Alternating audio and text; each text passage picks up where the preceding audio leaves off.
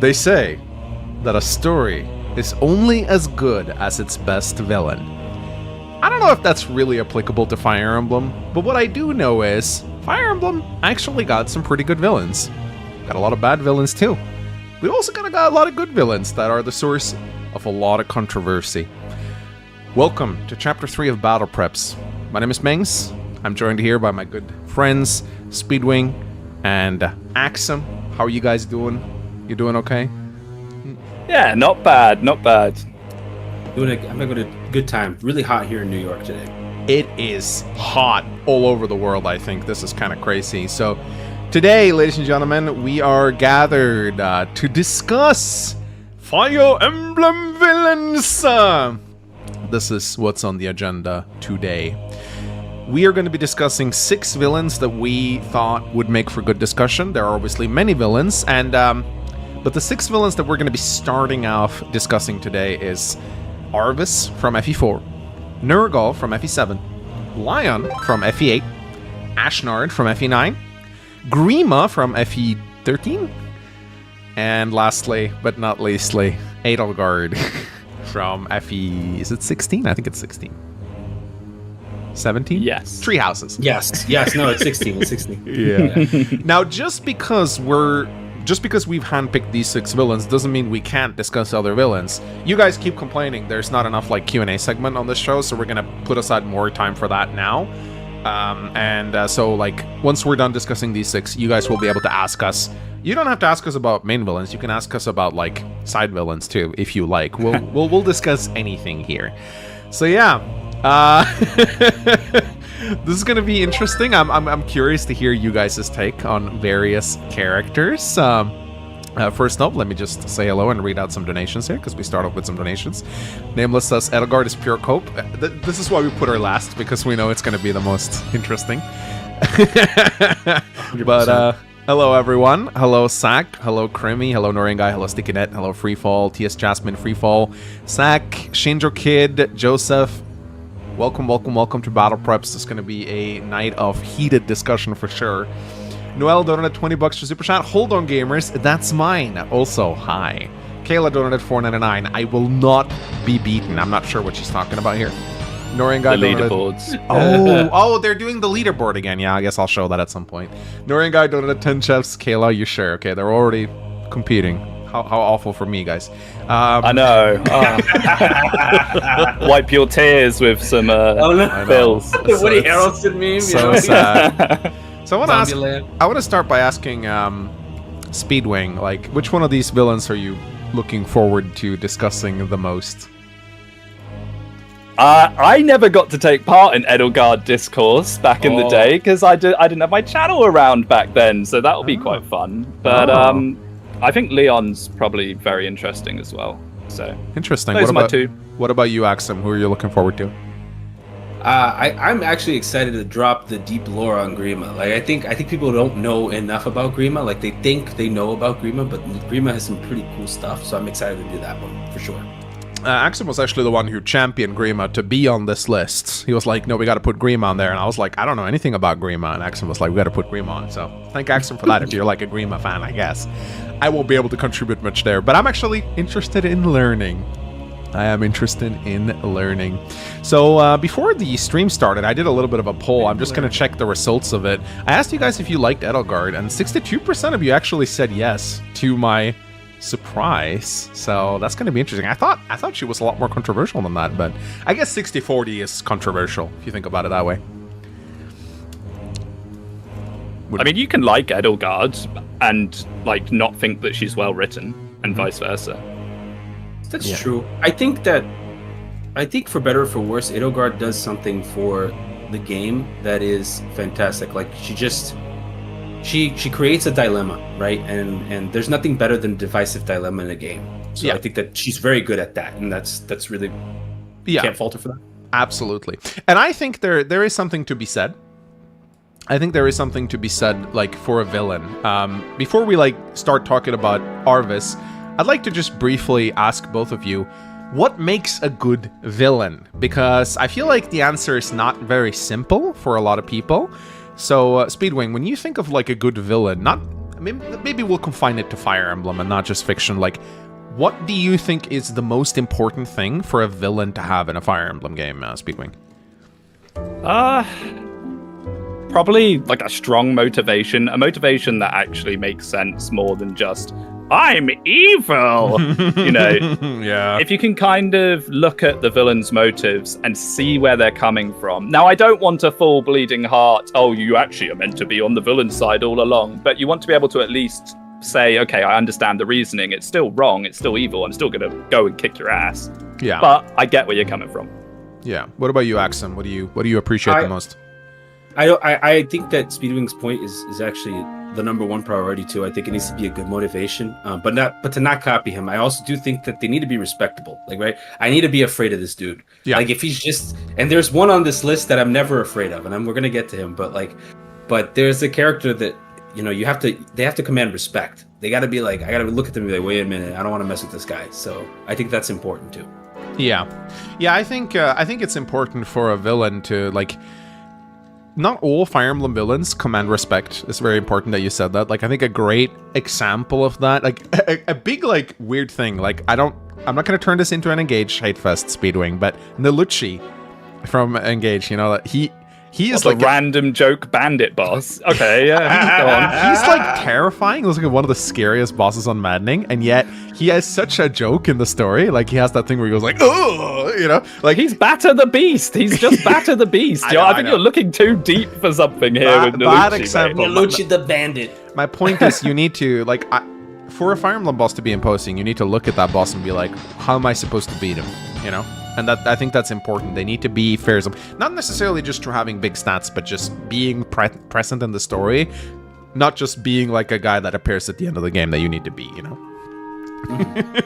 But yes, Speedway, I didn't want to start this off on a sour note by bashing Engage. It was just the first thing that came to mind. I mean, Sombron sucks. Yeah. I think Sombron sucks. I'm not going to try and cope that he's great or anything. We didn't even put him on. We didn't even put him on the list. We did not. You even wanted to. I remember you mentioned Sombron. I was like, absolutely not. I thought you liked him.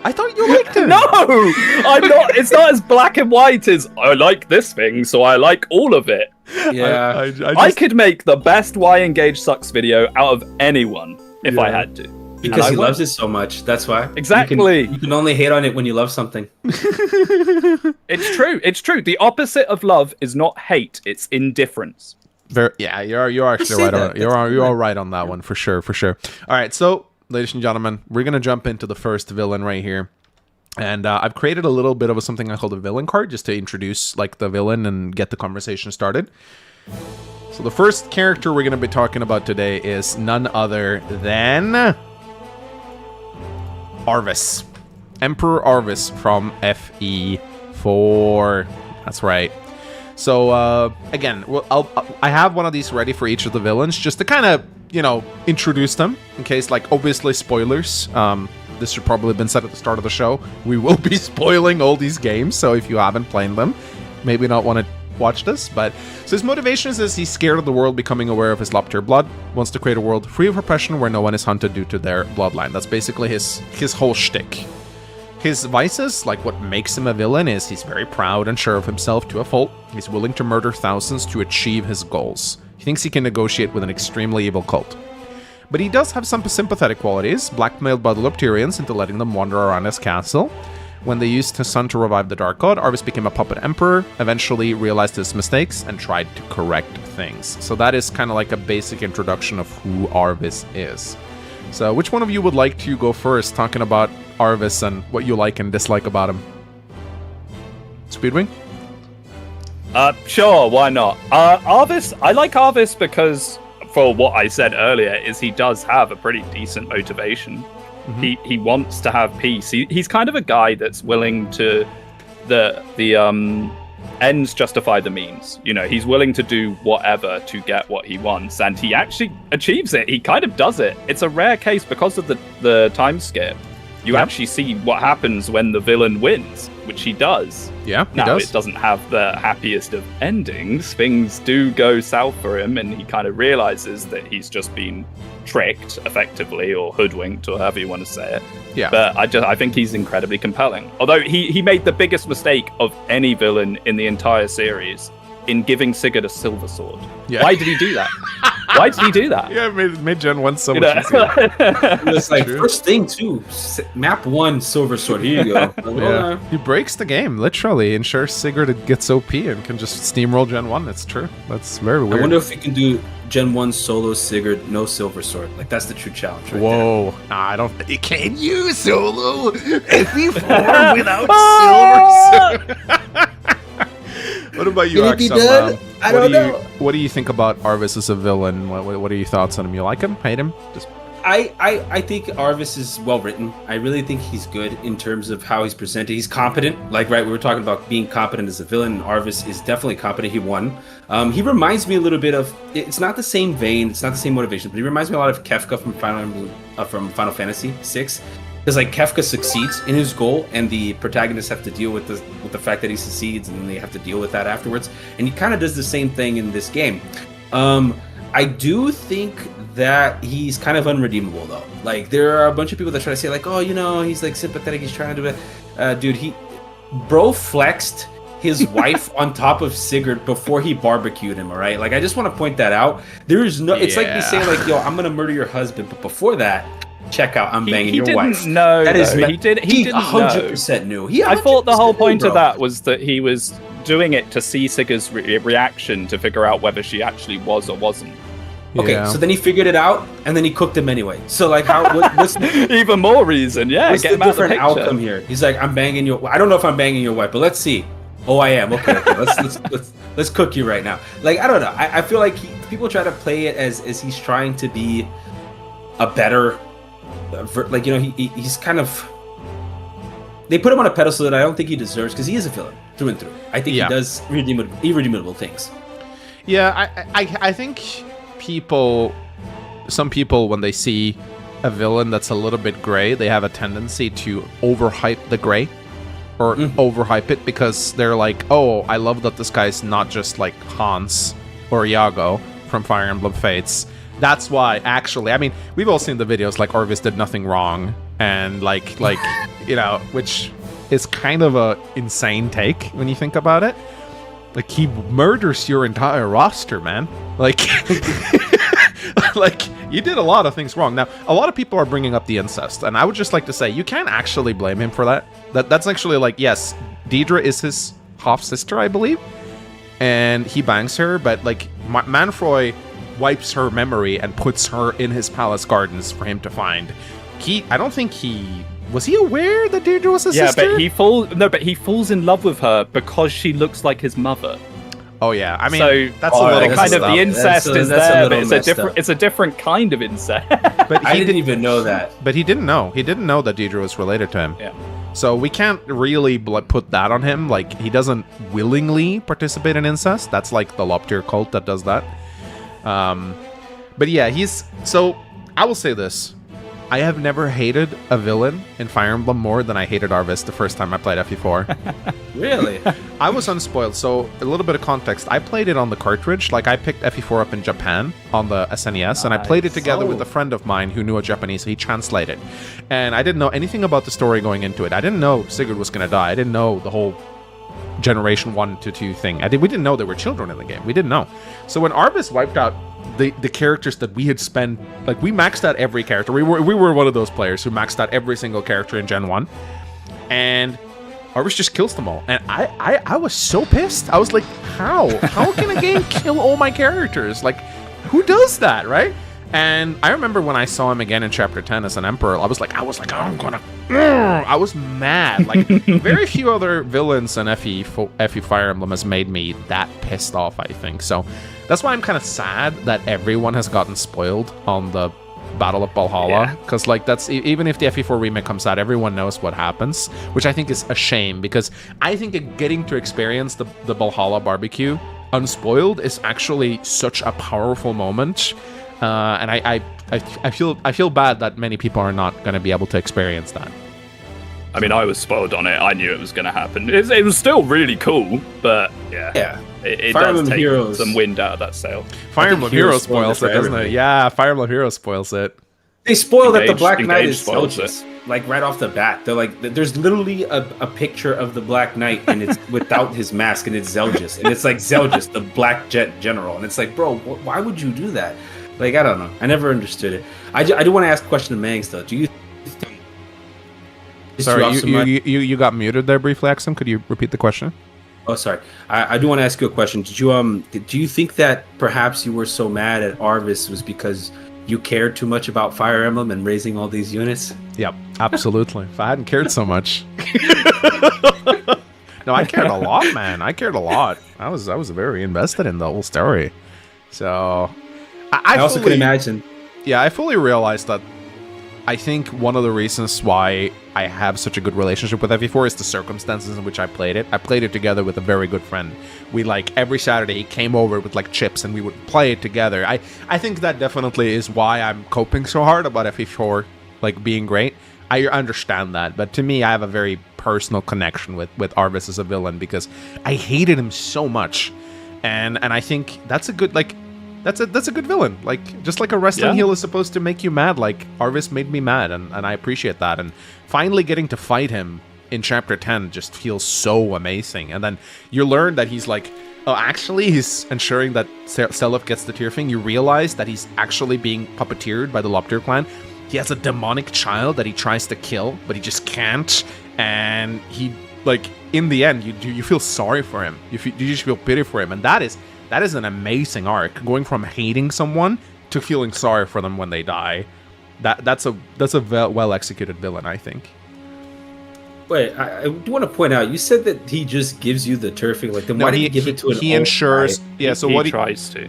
What he does is he gives the Tearfing to a bishop and sends him off with a bunch of children because they're about to get killed, and he basically gives the Tearfing to Paulmark, the bishop, and he says, here's the Tearfing. If you see 𝗟𝗏, you know what to do. And then he just sends him off. And that's very clear that he gives Paulmark the Tearfing so that 𝗟𝗏 can get it and use it to defeat Julius or him. I don't know. Well, like, couldn't he send out some guards or something with him? He just left the children out there to get massacred by the dudes that crossed the bridge and just completely obliterate the army.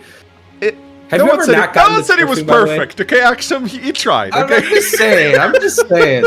Like, if he really wanted to succeed, doesn't he have a warp staff? Like, couldn't he just beam this thing over to 𝗟𝗏? Like, I don't know. I feel like some of the narrative is weird. Yeah, warp powder. Don't get me started on the warp staff, guys. Like, oh my god, that is... Villain warping is going to come up later with a villain that comes later. And it's, oh boy. I hate... Like... I hate just the implication of the warp staff and whether the warp staff should exist or not. And I feel like for a while it was kind of implied that actually that's not true. In FE1, Ellis warps Marth away, so the warp staff has always been a story thing.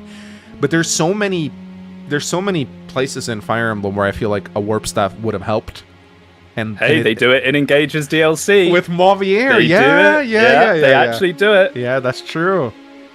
It's funny too because the take is like, you have a warp staff. Like, wow. As if it's the most magical thing they've ever seen. As if nobody has ever thought about this before. I pulled 4 of them out of the well, mate. Yeah. Just fished them up with the bucket. So I would just like to do like a... I'm not going to do a poll. I just kind of want to do like a chat call out. So I want to ask chat, like, do you think... How do we want to do this? I don't want to just ask if you like 𝗟𝗏𝗻 or not. I want to say, like, do you think 𝗟𝗏𝗻 was justified in doing the things he did, or do you think he was wrong? Like, say, justified or wrong?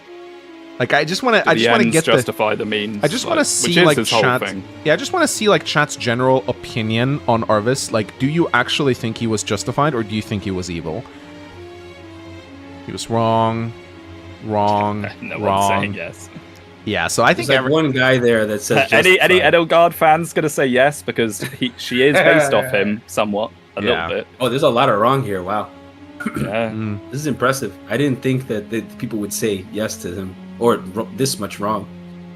Interesting. 40% wrong. I like that. That's a good. We did set them up for that though, talking about it. You know, like. Yeah, I could have asked this at the start of our discussion. I was just like generally curious. It actually seems like most people think he's a bit of a butthole, so that's interesting to see. Actually, I mean, yeah, like we talked about this at the start. Like, the guy is clearly evil, And the guy clearly revels in his. He's not like reluctantly wiping out Sig. He is gleefully torching those guys. Like there's no remorse in that guy.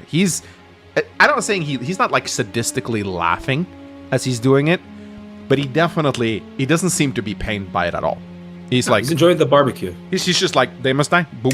He like torches people. Like, so that is evil. A cold beer, just going out there, enjoying the sun. He's like, yo, you grab a beer today, Steve? We're gonna cook right now. Get ready. Yeah. We just come out and burn him. All right. Well, I feel like we've said pretty much everything there is to say about 𝗏𝗏. Is there anything you guys feel like we haven't touched upon? Chat maybe could. Are we going to talk about gameplay at all? We can, absolutely. We should. should, I feel. Because he is a scary boss. What's it he got? 40 defense, 40 resistance? Something like that? I'll bring up his stats. He is monstrous. He deals 7... I know this because I fought him so many times. He deals 70 pure damage. Like you need to have... There's like... When you face him... I remember I did a substitute run and I didn't want to use 𝗨 and there was... Like, he torches... All my substitutes were maxed out. He just torches them all. There were like one substitute that could take one hit from him. So yeah, he is terrifying, absolutely. Like boss fight wise, like you just send 𝗨 at him. Yeah. So it's not like he's like a very complicated boss or anything. But yeah, if you somehow don't get the 𝗏𝗃 and your 𝗨 sucks, I imagine some people could get soft luck at 𝗏𝗏 actually. I put the link in the chat for the thing so you can see it if you want to pull it up. Yeah, doesn't he have Wrath? No, that's Julius, I think. Julius has Charm in the Hill and Great Shield. Yeah. And fun little fact about he has a steel blade in his inventory, or silver blade. Silver blade, yeah. He has a silver blade in his inventory. He will never use it, even if you silence him, which is impossible to do without hacking. I was about to say, how on earth would you silence him? By hacking. You hack a character and you silence. But he's hard-coded to never use the silver sword, which is really interesting. I don't really know. It's a fun little like trivia about 𝗏𝗏. Like he will never use it, even if he has no other weapons.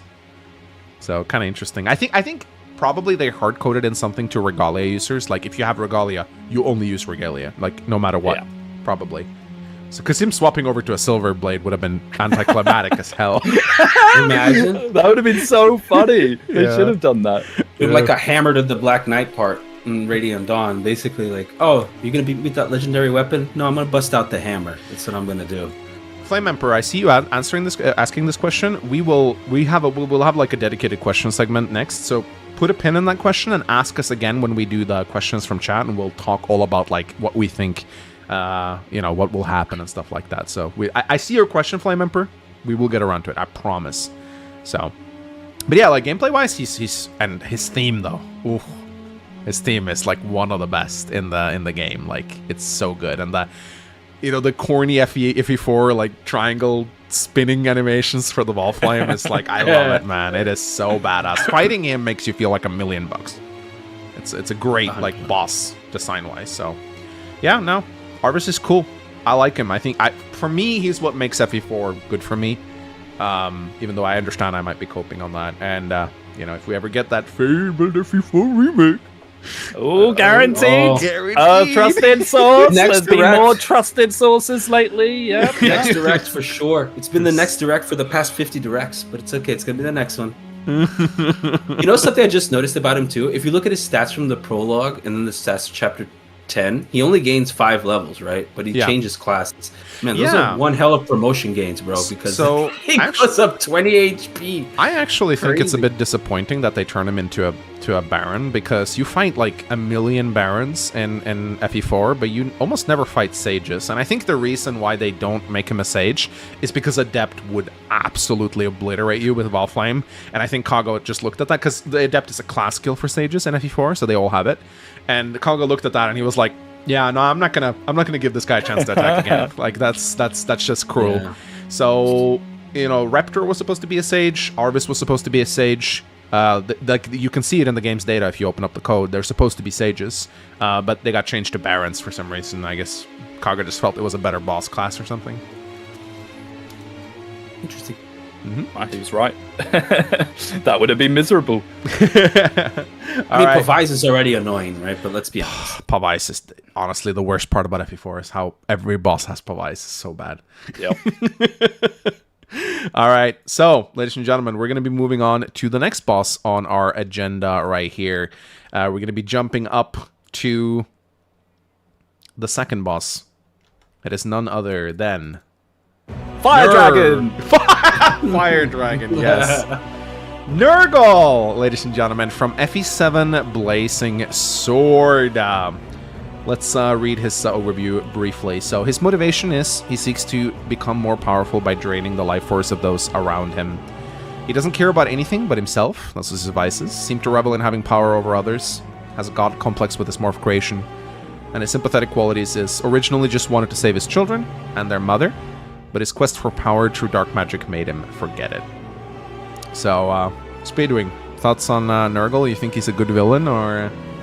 I think 𝗔𝗃𝗃 sucks, honestly. I don't know. Really? There's something kind of cool there. I like the whole, you got to trade something for power, and what he traded was the memory of the ones he loved, so then he kind of forgot what the whole purpose of him doing it in the first place is. But, I mean, he barely ever shows up. You have to go through absolute loops to even get the bonus chapters to get more of his deep lore, and then your reward at the end of it is he just adds the word quintessence to his death quote, which is a mistranslation. Yeah. He wasn't meant to say that. He was meant to say his wife's name, but turns out localizers have been bad from the start. Yep. I don't know.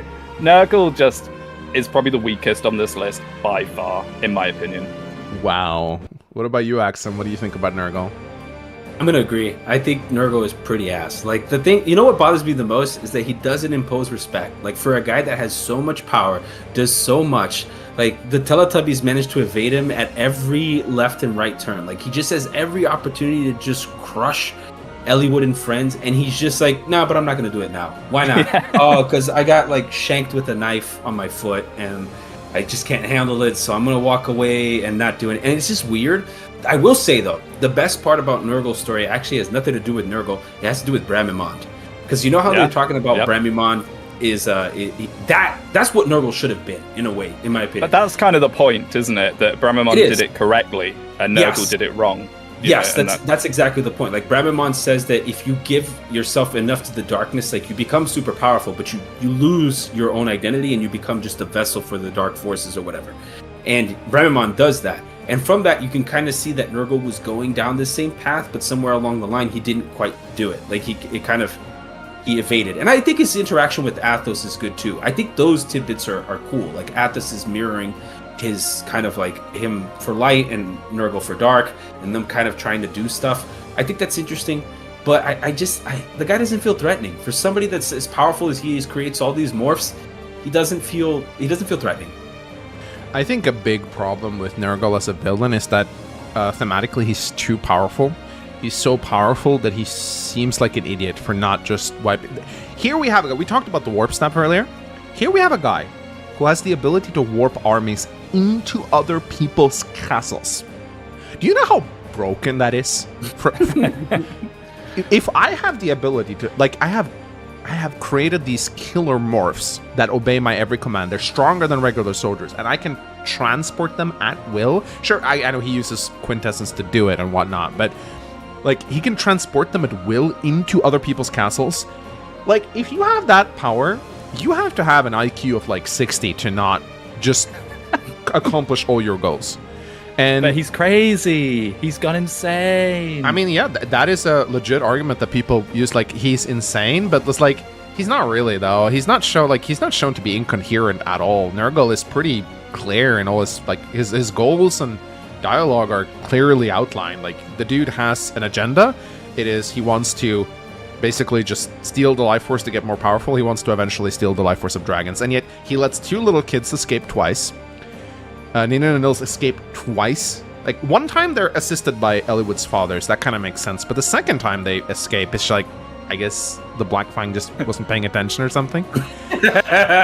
And then, like, there's so many situations where he could have killed Eliwood, Lyn, and Hector, but he doesn't. Like, even 𝗏𝗃𝗃 says it. 𝗏𝗃𝗃 says, if he truly wanted to kill you, I would not have been able to protect you. He says that after erecting the barrier outside the Shrine of Seals. It's like, I guess 𝗔𝗃𝗃 just doesn't want to kill them for some reason. Like, it's so weird. It's like never properly explained why he doesn't. They must be stronger, so they have better quintessence. Maybe? I mean, I'm just guessing that. That's never said in the game. That's said that in the game. If he said that in the game, Speedwing, I would be more sympathetic towards it. If he tried to actually make that argument, because that's the argument Rudolph makes. I attack Alm so we can level up and conquer. That's literally Rudolph's argument. Yeah, so, but like I don't know. It feels just strange. Like you said, if I have the ability to warp like my whole army in, I'm just gonna warp Seth and solo FE8. Like, you know what I mean? I'm just gonna do that nonstop. So how is he? If a suspect mind can complete this game, how can't he? Like, I don't get I will say one thing about Nergal. I actually quite like this like thing about darkness consuming your personality. That's never touched upon in any other Fire Emblem game. That might be something unique to the world of 𝗏. And I do actually like how you discover through repeated playthroughs that, oh, he is actually the father of Ninian and Nils, and his original motivation was to get powerful enough. I think he wants to go into the dragon world. I think it's implied that his dragon wife, that she's still stuck in the dragon world, and that's why he wants to open the dragon's gate so he can go through there and get her back. That it's never explained, but that's kind of the reasoning. I thought he wanted to revive her. I think she died. Which is the whole point of when Bramimond revives Ninian at the end. It's kind of like, look, he did what Nergal wanted to do the whole time. No, because if you unlock Chapter 17XX, and I don't blame you if you didn't, because it's the most convoluted Gaiden chapter in the game, requires you to train Nils up to level 7 in the prologue, which is so dumb. But if you go, you see Nergal arriving at the ruins with a young Ninian and Nils, and he basically says, Daddy has to go rescue Mommy. Some bad people took her away. Daddy will go get her back. And then he leaves. Oh, yeah. So that I always interpreted that as their mom is stuck in Dragon World. Maybe some bad dragons took her. He tells them to go through the portal if he doesn't come back, which they do. Okay, so maybe she was kidnapped in their world then. I think what happens is she dies. He doesn't come back for the kids because of his grief or whatever, and then he, over time, loses his mind trying to get the power to bring her back. I mean, I could be wrong, but that's what I always took from the whole Ninian being revived at the end, was kind of look, Nergal, if you hadn't lost everything, you could have achieved this as well. Can you just like point out the fact that we don't know means it's ass? Like, we don't know. Yeah, like, no, it's not clear. It's not clear. Yeah. I could be completely wrong. We should know why. Like, and we don't. And we've all completed that game multiple times. It's very sad that so much of Nergal's backstory is cryptically hidden behind Gaiden chapters and miserable also, ones as well. And Speedwing, you also mentioned the localization. We really cannot understate how bad the localization of FE7 is. It was translated by a bunch of interns who had very limited knowledge of the Japanese language, and they make so many mistakes. There's like you can look up like a comprehensive list of all the translation errors that exist in FE7. There's like 50 of them, where they just mistranslate, they get words wrong. So when he says, like, if you do all the things right and you kill Nergal, he says Einir at the end, which is, I think, the name of the dragon that he loved. But they mistranslated it into quintessence because Ager or something is quintessence or something. So they just messed up the whole, like, the localization deprived us of a lot. So moral of the story is localization sucked even back in FE7. Yeah, many such cases. Yeah. So the true villain. Honestly, we should just scrap all these villains and just talk about Treehouse. Treehouse. Yeah, Treehouse was the final villain of the Fire Emblem franchise. Final boss. Put the final next boss in the next Fire Emblem should be just a house in a tree and be like, this is it. This is it. This is what I've been waiting for. Yeah, Lizard Wizard says Nergal is enhanced so much by Ninian, Imo, because the first time through you're simply motivated by revenge, but if you push further, you find that there's a lot of tragedy behind it too. Yeah, there is tragedy in Nergal's story, and like FE7 was my first game, and as such, I remember, like, I know you said you didn't think he was imposing, Axum. I thought it was terrifying the first time I played. The eyeball reveal. If I get away every single time this guy shows up, how threatening can he be? Okay, though, but when you attack him and you hurt everything into the dark and he summons a black hole. That's dope. But can like, we agree that's cool? cool? Sprite is really cool. His sprite is really cool. Can we agree that like his battle theme and like the way you fight him is really awesome? I absolutely hate how people are like,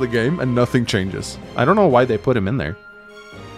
No quintessence line at the end if you get rid of Kishina. True. That's the reward. But yeah, he doesn't know, do anything. like- He's really cool as a concept, as like a game concept. I love Yeah. the idea of no magic zone, but yeah, I think as they a just- character, Yep. dot. As someone who has developed a few Fire Emblem fanarts now, I think I actually know exactly how Kishuna was created. This guy went, hey, I created this really cool, like I programmed this new unit that like eliminates magic in an area around him, and they went, that's cool. We should use that. And they just made Kishuna because I think they made Kishuna first, and then they made a story around him. I just my inner developer just can sense that that's what went on there. So I think they just kind of wanted to use him in something, but they didn't want. They made his chapters optional because it's kind of like an oppressive gimmick. They didn't want to spring Kishuna on you in a main chapter. Like boom, you don't get magic now. But they felt comfortable putting him in like a Gaiden because you can skip those. That's pseudo. I think that makes sense. I do like that Nurgle tried to create him first, and we saw that aspect of it in the morphs. I actually do think Limstella is probably the most interesting one out of all of them. Like in the end, she's like, "This body is just a construct," and she was like, "And so is the sorrow." So it means like, but wait a minute, if it's a construct, then can you really feel it? I thought Limstella said in the death quote, "My body's not real. This is construct. Yet this is sorrow." Isn't that what Limstella says? I think she says, and so is the sorrow. I'll pull it up right now. Oh, okay. Fact check live. Fact check. Live. Grok, is this true? Grok? Is this true? No, I think, I wouldn't blame you because I don't know. I think it's something along those lines. Let me see. I am not human. This body and this heart are constructs. Yes, as is this sorrow. Oh, okay. I always read it yet as this is sorrow, as like, I can still feel sorrow. No, she was like, yes, as is this sorrow that I'm feeling is also a construct. But if it's a construct, then it shouldn't be real.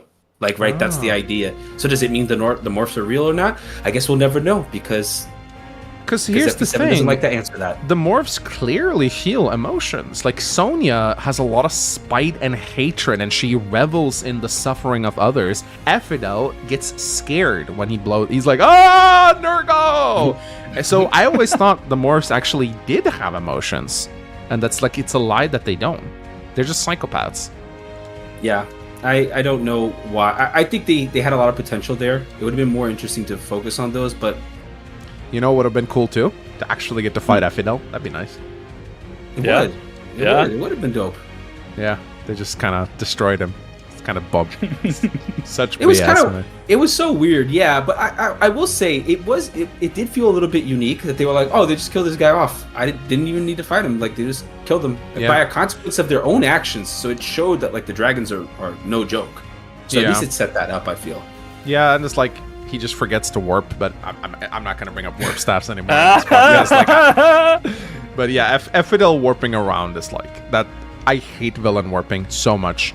Especially when they warp into your lines, kidnaps a unit, and warps out. Like, that shit just pisses me off. Like, it's Teleports behind you, nothing personnel, kid. Yeah, it's so annoying. It's so annoying that they just randomly give villains the ability to do that. So yeah, but that's more of a problem with like warping in general, not Nergal as a villain. So I'll leave it at that. But yeah. Also, like, Nergal's warp has no range. I don't know if you've noticed that. He can just go anywhere. He literally can go anywhere. He can warp across continents. Yeah, he warps from the Dread Isle to Eliwood's castle. No, I think it's Hector's castle. He warps like Denning and like 50 morphs just into their castle. Like, it's crazy. And why does he even want them to come to the Dread Isle to begin with?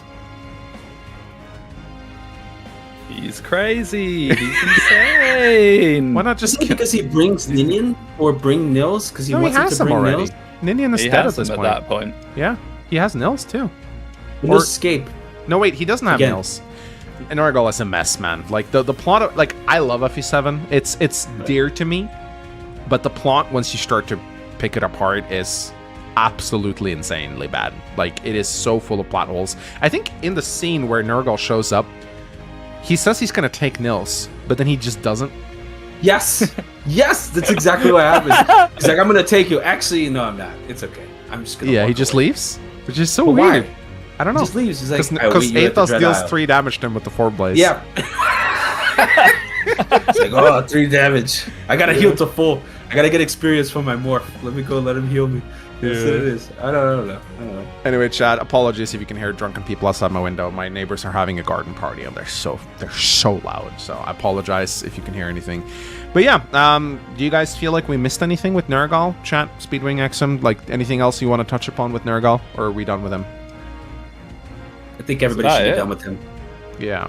I think a good way to summarize Nergal is he's cool in theory, but falls apart. That's a great way of falls apart under the slightest scrutiny, but cool in theory. So, all right, let us move on. So, let's see who is next on. Oh yeah, this one. Now we're getting into the interesting ones. We have Lion's theme. No, not Lion's theme, but Lion from FE8. So this one's interesting. Let's actually bring up his motivations.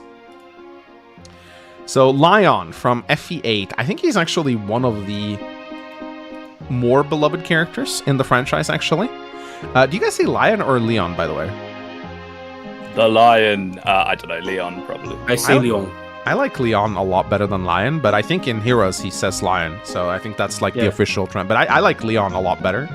It's like the French version. It's just like Lyon, I think, or something. Leon. Yeah. No, I swear to God, that's how it's pronounced. I mean, they Lyon. do have French-sounding names, actually. Yeah. 𝗏𝗏. Yeah, lots of French in FE8. Yeah. So his motivations are: he wants to save 𝗏𝗏 from an earthquake that threatens to destroy it. When his father falls ill, he tries to use his knowledge to save him. Is also in love with Erica.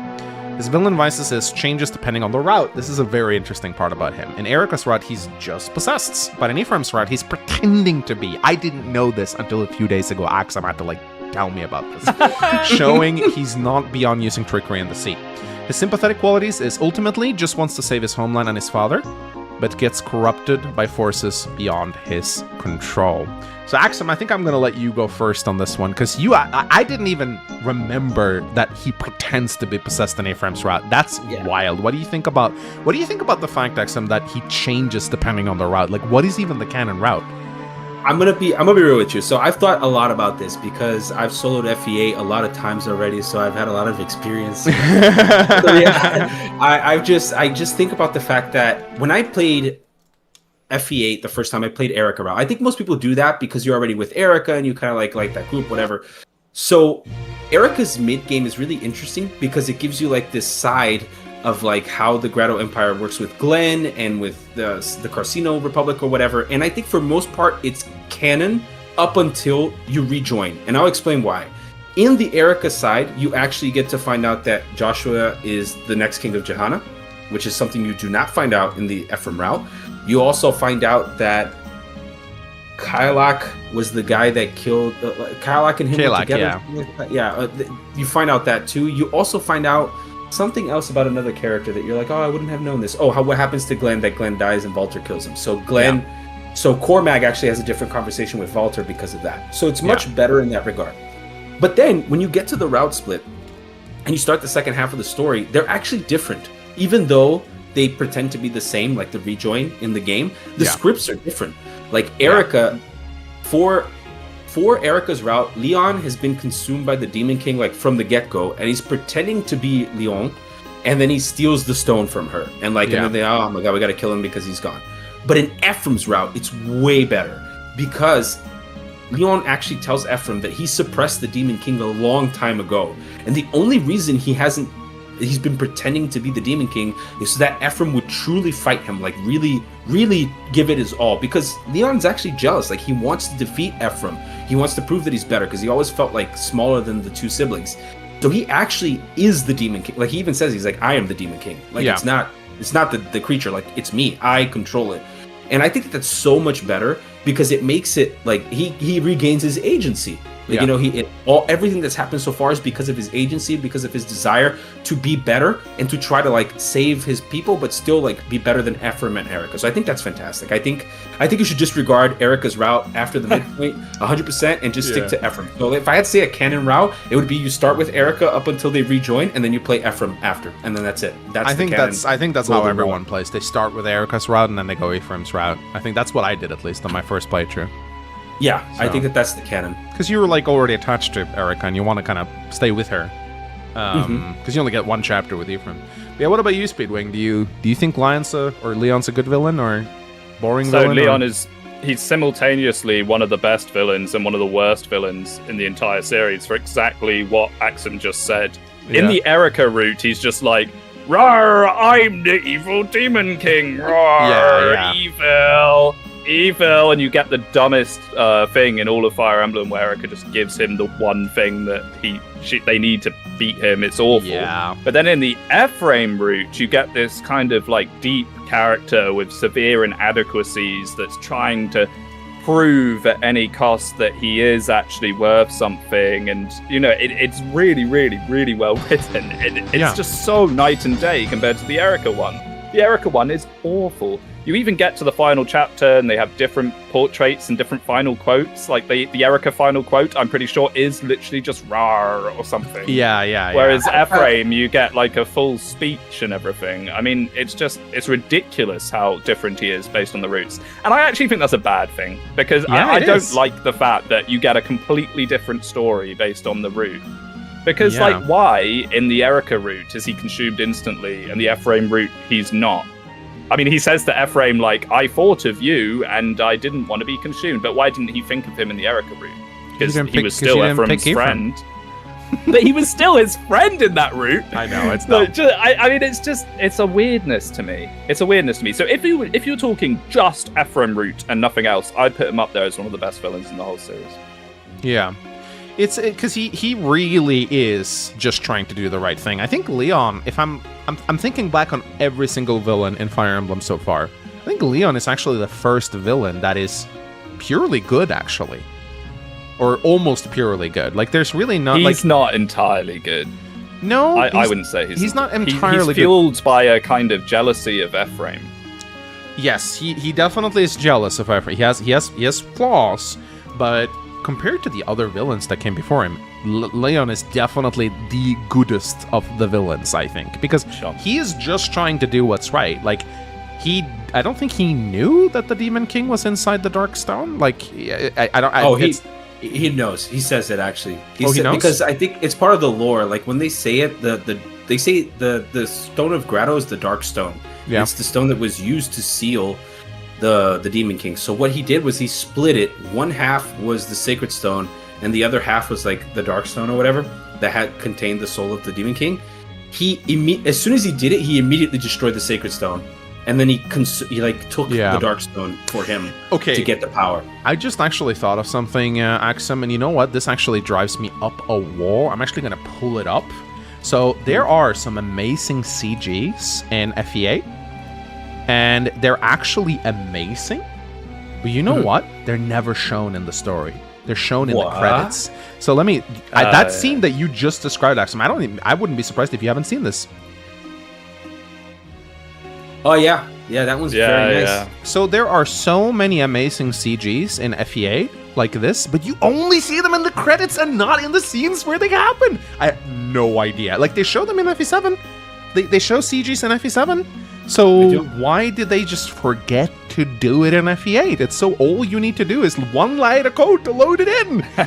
It's even weird because Gnome tells this exact story from this exact perspective, and Nolan's in this cutscene. And they don't show this. They don't show this. It's so weird. So that's like one of the most baffling decisions. But again, once you kind of look into the development of any Fire Emblem game, you realize that all of them were rushed out. Most of the Fire Emblem games are developed within 1 to 2 years, which is way too short to make a good game. Like, they were rushed so much, and I think this is one of the examples. I think they just forgot to put him in. I think they intended to. They just forgot. They forgot. They forgot. But yeah, I will say, like, one thing I find kind of weird about Leon, and this is, you know, we do have to bring up the Ephraim-Erica topic. So I find this incredibly weird about Leon, because the way he, like, talks to Erica, it's clear he loves her. And that's, like, a big part. Like, he loves Erica. He feels inadequate compared to Ephraim. But it's almost like he's resigned himself to the fact that he can never compete with Ephraim for Erica's affection. Did you guys feel that when you see his dialogue? He's like, I'm not like Ephraim. I can never be as strong as him. There's no way Erica would ever notice me. And it's like, you do know he's her brother, right? Like you're not competing with him for her. I mean... Hey, when has that ever stopped a Fire Emblem character before? Maybe he is, but I always thought it was really strange how he like, I don't think he ever confesses his love for her at all. Like, if he did, I'd be a little... he does. I think the Erica route. Yeah, he does say it at some point. But that's after he's corrupted. I mean, in the backstory, he doesn't try to hit on Erica and gets rejected by her. Because that'd be a great scene. That would be, because it feels like that happened at some point. Because he's like moping about not being good enough. Charge, I'm off with my brother. He's moping about not being like a man enough for Erica, and like how Ephraim's so much stronger than him. And I feel like that would have worked a lot better if Ephraim and Erica were like a couple instead of sisters. Like if you'd set it up so they'd be man and wife, and then Leon in the past tried to hit on Erica, got rejected, and Ephraim became her boyfriend. I think then Leon's story would have made a whole lot more sense in terms of how he feels about Erica. But it's like, dude, she's single. Just go ask her out, dude. Like, you're a prince. Like, why didn't you just ask her out? He's not good enough. That's his whole character, is that he feels severely inadequate. He even says, like, how could I not seethe with jealousy, which I find very true. He's Alchrist, but like well written. Octo actually points out here, I think that he is Alchrist. He is, in a way. But well written. He's an Alchrist that people I think Alchrist was inspired by Leon. Absolutely. Yeah, you think definitely. So? That's why so many people like Alchrist. Octo actually points out he lost to Erica in a sword fight. This is true. He did like challenge Erica to a sword fight and got his ass beat, and that's like one of the reasons he's so mopey. I mean, I don't know, man. She has a lot of luck. Dodge, avoid. She could probably beat my ass in a sword fight. Yeah. Leon is sensing the incestuous undertones.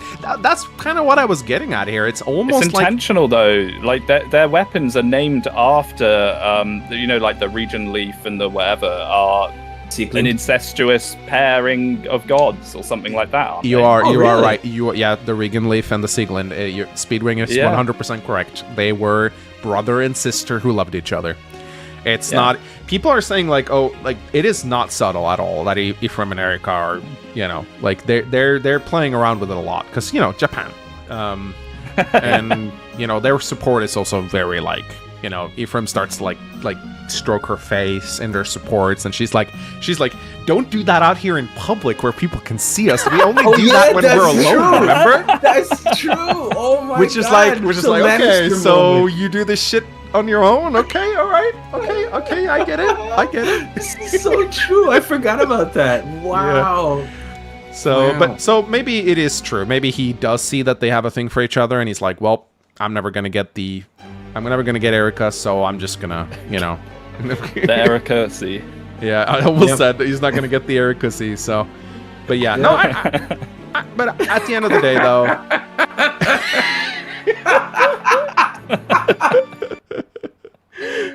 I think. Oh my god.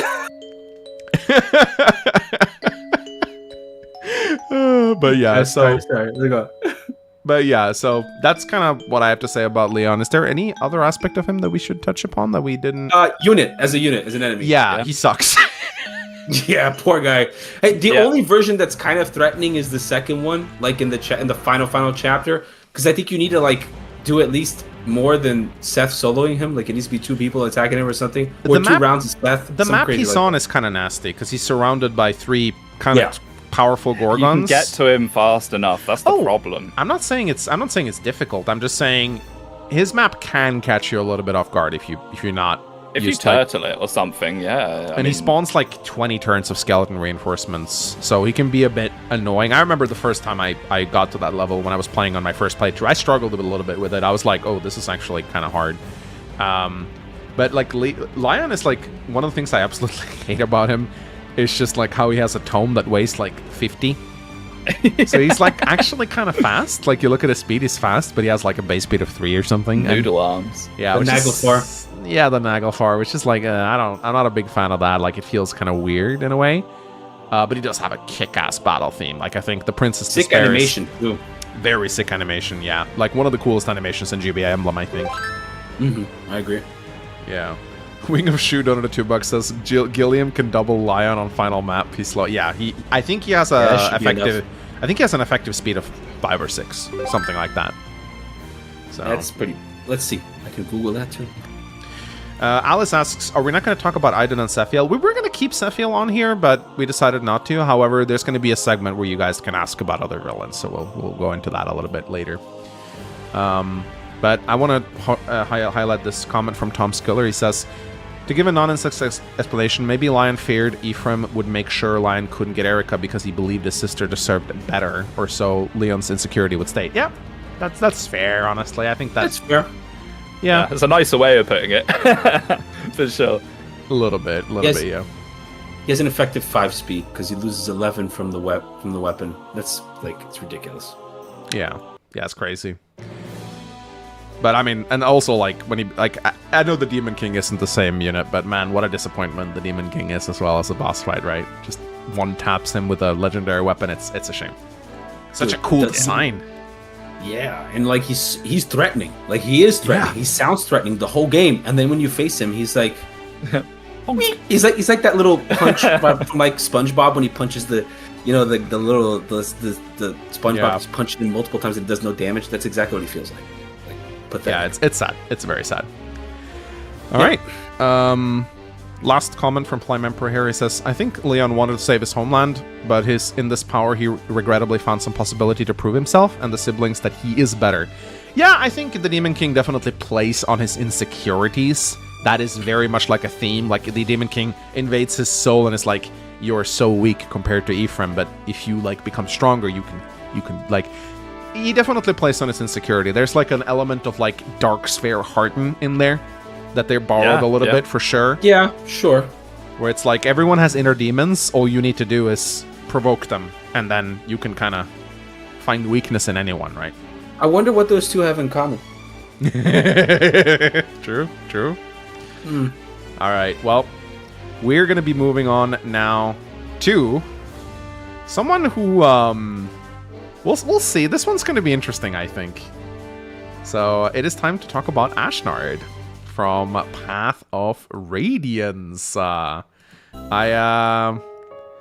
not really sure. I'm just going to start by asking. Actually, no, we need to start by looking over his overview right here. This is going to be interesting. So, Ashnard wants to change the way 𝗙𝗵𝗺 works. Instead of people being born into power, they should fight for it. The best positions in society should go to the strongest. His villain advices is basically just want to turn the world into a violent hellhole. Is okay with drugging Ləgus into becoming violent killing machines. His sympathetic qualities is his criticism of the world does hold some validity. It is very unfair to have people simply be born into power. And so we have Ashnard, the guy who just wants to fight. Speedwing. Good villain, bad villain, boring villain. Oh, I wish he was actually in the game. I mean, like, he barely exists in FE9. Like, some of the characters talk about him a little bit. And then he just shows up in the final chapter. And then to find out his motivations, you have to fight him with Rayson. Why? Yes, no one's going to do that. Yes, no one's going to do that. All they needed to make... I actually love the whole might makes right. Now, I'm not going to talk about what they did to him in Radiant Dawn, because that upsets me to no end. But as far as Path of Radiance Ashnard goes, I think he's a really cool concept. But he just doesn't exist in the game. They're just constantly like, Black Knight, here's the Black Knight, here's the Black Knight. What they should have done is one of the times the Black Knight shows up, they should have instead had Ashnard turn up and just decimate like a wall of green units. Yes. Do something to show this raw power, this kind of hulking monster that he's meant to be. Show the player that, so they actually have a reason to be scared of him and reason to believe that he's this kind of unstoppable force. Because he just shows up in the last chapter and is like, oh, I'm immune to most of your weapons, 𝗙𝗵𝗺, and then he dies. He really does suffer from not being present, which is kind of interesting. What about you, Axon? What do you think about Ashnard? I don't think he's a good villain. I think, unfortunately, the guy suffers from, like, I'm not around, I'm threatening, but I'm not really there, so you never feel my threateningness, and, like, he just doesn't have a good, what is his motivation? He wasn't even bullied by anybody. Like, he just sucks. He just was born an asshole. He was born on the outskirts of nobility, so he like wasn't necessarily going to ever be king. And I think it's the kind of idea is that he's like, but I'm so strong and so great, I should be king. Shouldn't be about birthright. So then he kills the other ones to become, which is a cool concept. Ruined by blood pact. Think about it this way: like, is it better to be the 13th guy in line to the nobility, or the peasant that's getting stomped by, like, I don't know, the Daemon? Yeah, but his idea is the peasant should be able to become a lord if they're strong enough to do so. Yeah. And they do. In a way, that when people do talk about Ashnard, they do talk about him reasonably highly. So, some of the characters say stuff like, life under Ashnard is actually all right. I think Edward in Radiant Dawn says something about that, where he's like, I had nothing, and under Ashnard, actually, I kind of have something now. Yeah, Edward, I'm paraphrasing massively. Massively. He doesn't say, I feel like Edward. How could Edward? Edward was too young. Maybe it was Nolan, or I don't know. I get. Yeah, it's one of them. One of them talks about Ashnard and how being under Ashnard is actually a pretty good thing.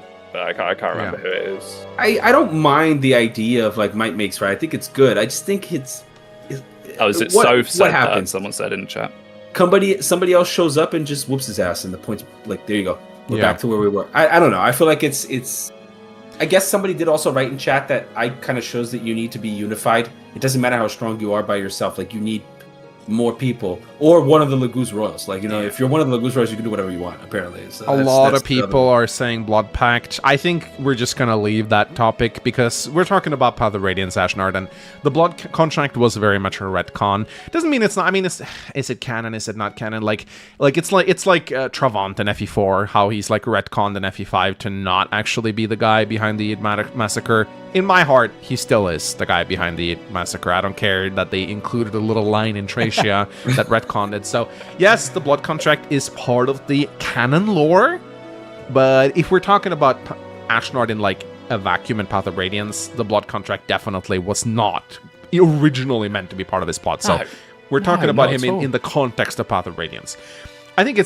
I think Ashnard suffers from the Black Knight being in the game because the Black Knight is a much more of a main villain than Ashnard is.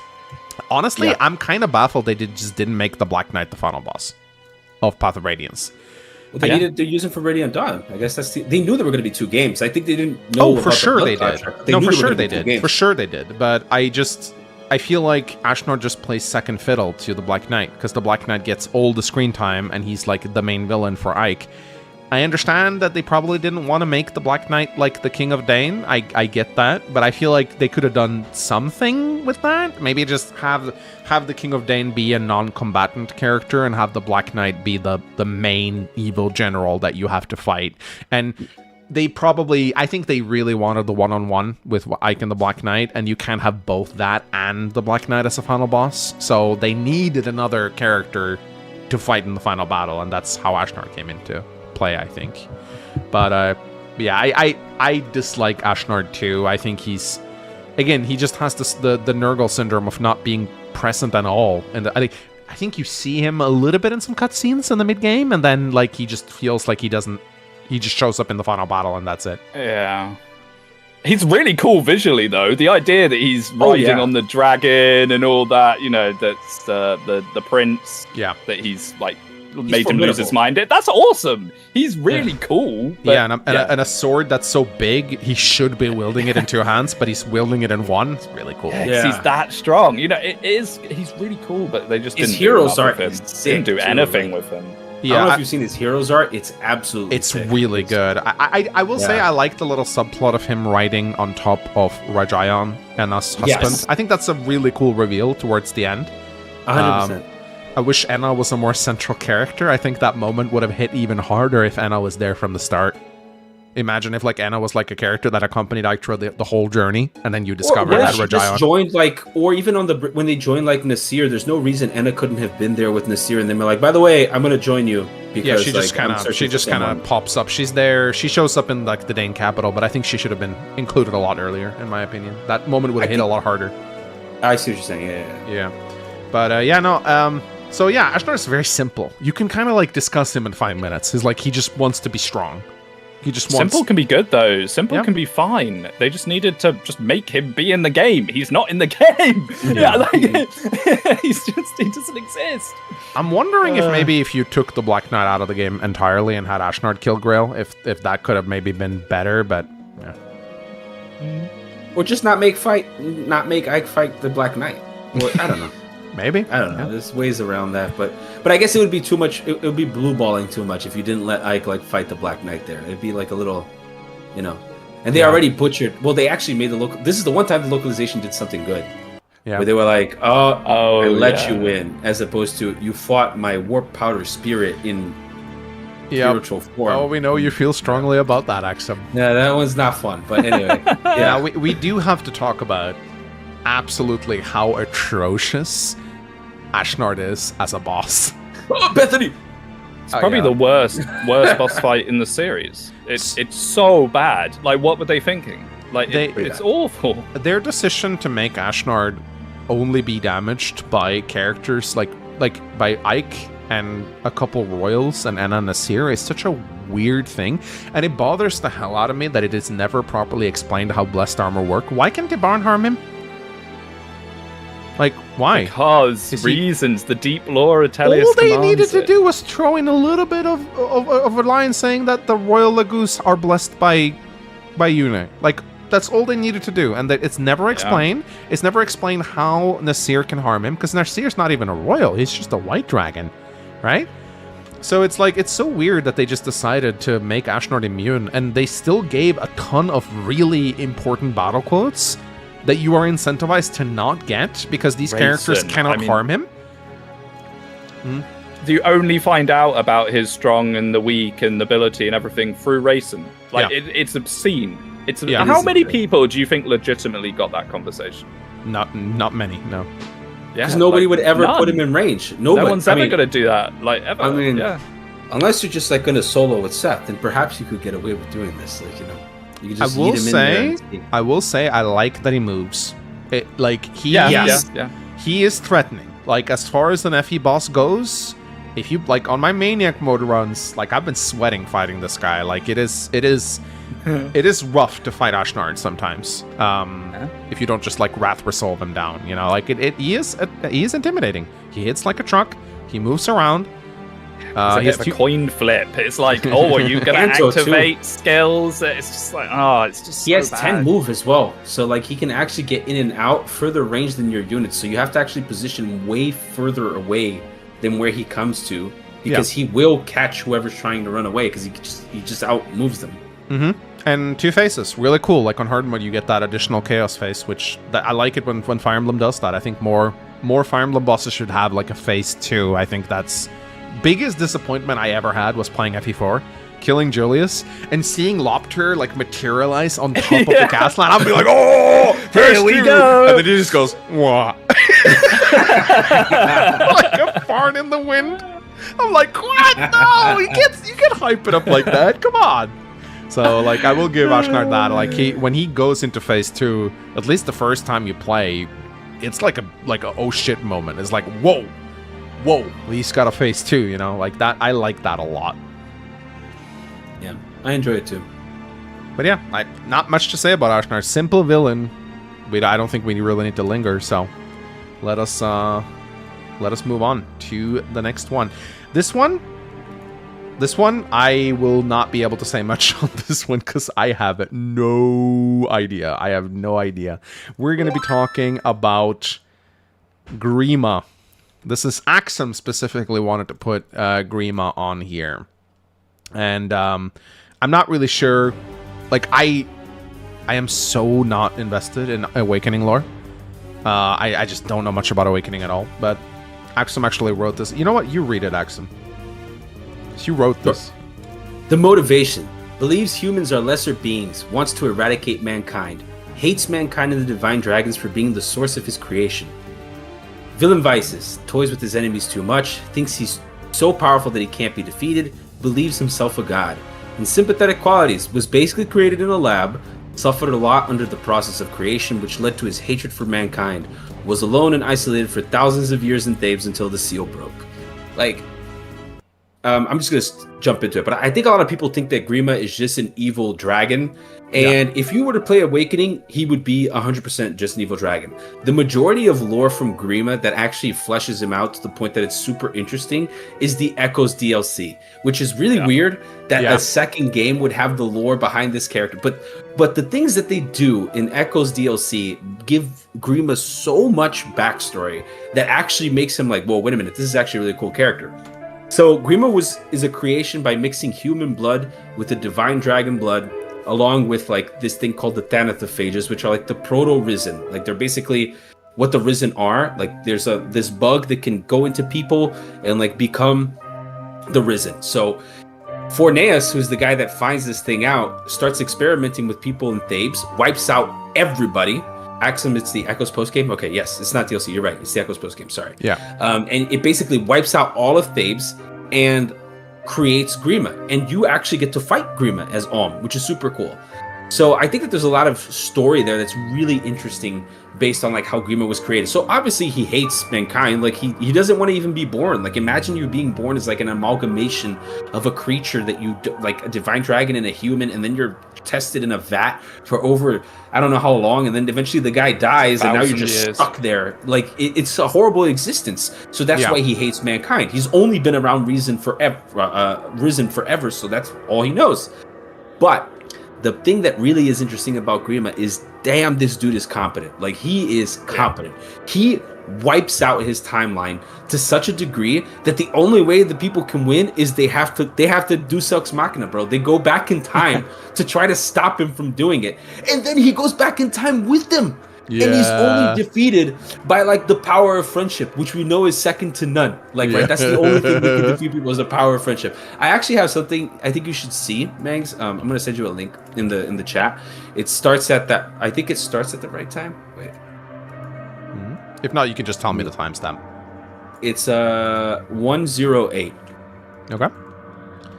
It starts at 108. If you look at exactly, I'm clicking it right now. If you look at exactly, you might want to show chat this. It's exactly 113. You see Gsrima come. Oh, I sent it in the chat, the group recording chat. Oh, okay. Got it. Yeah. Yeah, if you look at exactly 113, you see Grima come through the portal that Lucina opened, and like people miss this all the time. Really, Like, I need to have a look at this now. Let me go have a look. Yeah. Here. Let's see. Let me open this up. I like Grima as well. I think Grima's really cool. Okay, let's see.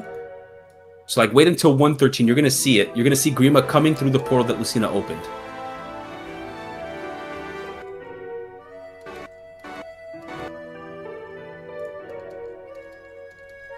There he is. That's right there. cool. There he is. That's very cool. That's a nice find. I don't think I've ever seen anyone point this out before. Yeah, so he actually goes through like the timeline and like is there to stop it. And the only reason he loses is because he didn't know that like the power of friendship is the most powerful thing in anime series. Well, it's not friendship, it's fate. The problem with Grima is he's so self-confident and so assured of himself. He's like, I won in my timeline, I'm going to win in this timeline again. That he doesn't ever assume that Robin would off themselves, basically. He was so, like, he is genuinely surprised. It's the only time you ever see him shocked at anything is when Robin says, yeah, I'll kill myself to stop Grima and seal him away. He just did not expect that. It's the whole, I challenge my fate! You know, that's the whole running theme of Awakening. And Grima's downfall is that he believes that fate is sealed and it is a straight line. I will say this, I actually think the whole, I think the fact that Grima wipes out the other timeline and, like, it's like a post-apocalyptic hellhole for the children, I think that should have been explored more in Awakening. There should have been a chapter where we got to actually, I think there might be a DLC chapter where we get to do it. There's the DLC, Yeah. they do it in the DLC, and it's great. But I would have liked to see that more in the main story, because first time I played through Awakening, I don't think I really unlocked, I think I unlocked, like, one kid. Because I just kind of played through it. I didn't really understand that there was, I didn't even know the paralogs were children. I just thought they were units, right? So like that whole thing was lost on me on my first playthrough. I didn't even realize there was an alternate timeline with kids and stuff like that. I just I just completely Where missed do you it. think Lucina was from? I guess I wasn't paying much that attention. was the obvious one. They do say that. but It's like but I'm just saying, I like the whole, our world is like a smoking chasm of just fire. And you do see that one cinematic with Lucina fighting all those Risen.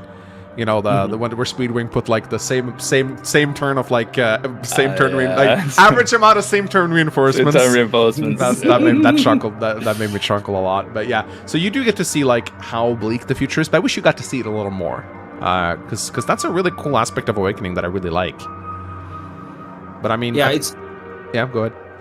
I think it's just very. I think there's a lot of fleshed out stuff there. Like you said, the Future Past. I actually played the Future Past DLC on my channel too, and it was interesting to see those characters. Like they talk about how horrible and like destroyed the world is, and how their parents all died, and like the conversations that they have with their respective parents. If you bring the parents to the map, is really cool too. Like you actually, people like to say that the Awakening characters are a lot of one notes, and I think the main cast is, but the children are super fleshed out. Because they added that sense of despair and like loneliness and how they had to cope living up in a world like that, and that's really cool. Like I think that's good. It's like it feels good.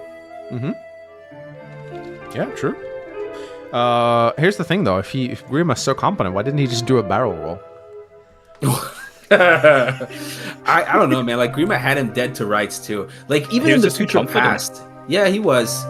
It's just that's wild. His downfall is that he's just so sure that he's going to win. Because he doesn't believe fate can be changed. He is a winner. He is a god. He will demolish all of humanity once again.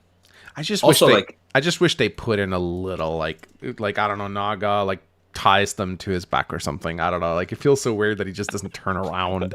Oh come on! He would have knocked off his own vessel because for Grima to exist, he has to have a vessel. That's the whole point. Wow, you just fixed it, Speedwing.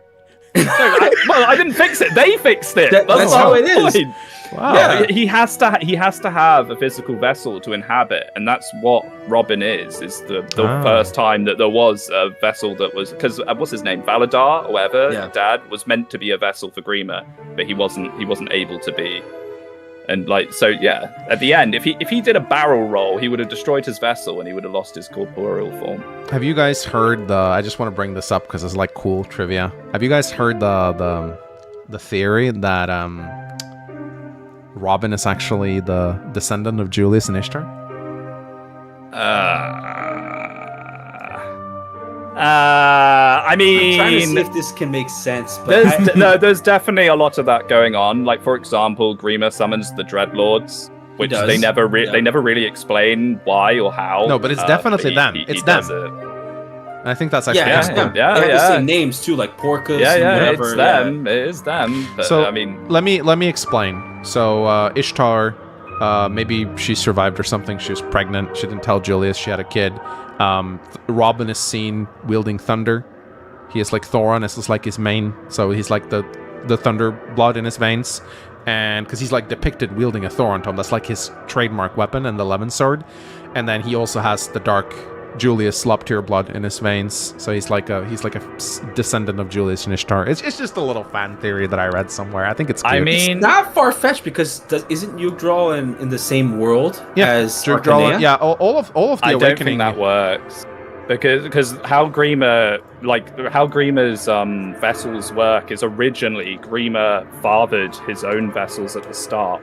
Oh, okay. And then it's his bloodline from 1,000 years ago that has carried on, and that's why he needs his cult to keep going.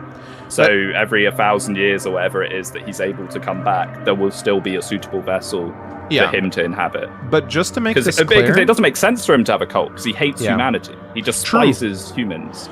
But just to make that's this the reason clear, why he keeps them around. Yeah, just to make this clear, like it is established fact that the Fire Emblem worlds, you can travel between them without using the Outfront gates. Like, the Fire Emblem worlds are definitely connected, most of them are, because in the lore, Bishop Gal travels to Arcanea, and brings back the blood. He travels to Arcanea, meets the Earth Dragons, and brings the Dark Dragon blood back to 𝗔𝗏𝗃. It's stated in the lore, so, and, like, we know that Valencia is you can travel to Valencia in Awakening, so I think most of the Fire Emblem worlds actually do exist in the same universe, but you can use the Outfront gate to kind of get between them faster, because there's plenty of examples of people traveling between continents. Maybe they use the Outfront gates, I don't know. I don't know, it's not explained, but it is a theory at least, so. You start getting into weird territory with that, though, because then it's like, do the Dragon Lagoos and Manaketes inhabit the same space? Yeah. No, well, and you start getting into weird business with that. I think some of the continents very obviously are, but I don't think all of them. But if the Manaketes go over to Fire Emblem Heroes, they use stones. So is it just tied the to, very like, canon world of Fire Emblem Hero? Now, I would but like not to just ask, the Manaketes, the Womanaketes and the 𝗔𝗏𝗃𝗃s too. So I need to ask something, because a very common plot line in Fire Emblem is that the dragons go insane, does that apply to 𝗏𝗏 at all, or is he just insane from the start? No, he's not insane. He's incredibly intelligent and conniving. 𝗏𝗏 is one of the most intelligent villains in the entire series. He basically sees everything that's going to happen and does it all. Like I said, his only problem, his only fault is that he's just too sure that things will go as he envisions because he's done it before and it worked before. Right. Okay. He's deeply intelligent, 𝗏𝗏. Yeah, he also he kills Naga, like straight up. Yeah, he kills Naga in his timeline, which is he insane. straight up wins. Yeah. And is Naga the same? Is that the same dragon we see in FE4? That's the same so Naga. They're connected. Okay, yes, that's really cool, actually. Yeah, that is the same Naga.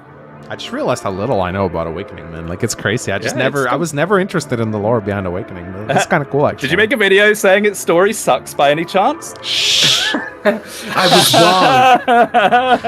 I was wrong about Awakening. Video incoming. Let's go.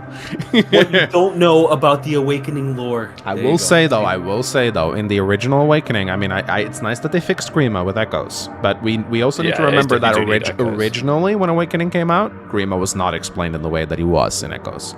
I appreciate that they did it, but it would have been better if it was like that from the start. I will agree with that. I think it's not good of a game to need another game to do an extra thing to explain the main villain of your game. It's kind of like weird. I mean, a lot of it is in Awakening. It's just his origins that's in Echoes. It's just how he came to be.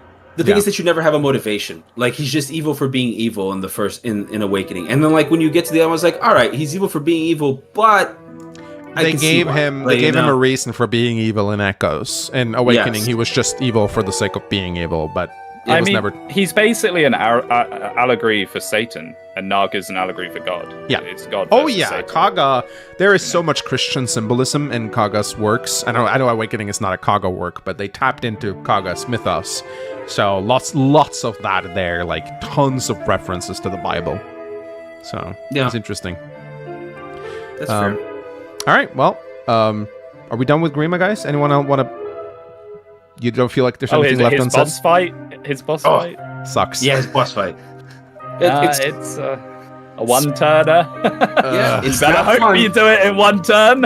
If you don't do it in one turn, you're gonna know about it. I will say this. Pretty quick. If you don't have the ability to kill him quickly, yeah, the map can be hell because it's infinite It's reinforcements. brutal on Lunatic. almost It's insane. impossible. It's- If you it's don't kill him on insane. turn 1 on Lunatic, you know about it. Like Yeah. you are losing probably. You know, yeah. You have to be very. You gotta really. I think I killed him turn 2, but it's just positioning thing. It's the same thing. It doesn't super matter. fast, Yeah. fast as possible. You cannot spend any time on his chapter, or you will regret it. You will die, and it's Yeah. pretty brutal. It also does not help that like only really some characters can do a lot of damage to him. Like the Falchion is really good at dealing with him. You can get bows, like forged brave bows are the most efficient ways to deal with him. But it's like, I don't know. Awakening is just so strange because it's skill emblem. Like right, you proc enough skills, you win. You It's have enough skill stats, you emblem win. and Juggernaut emblem. Yeah, I was gonna say it's more stat emblem.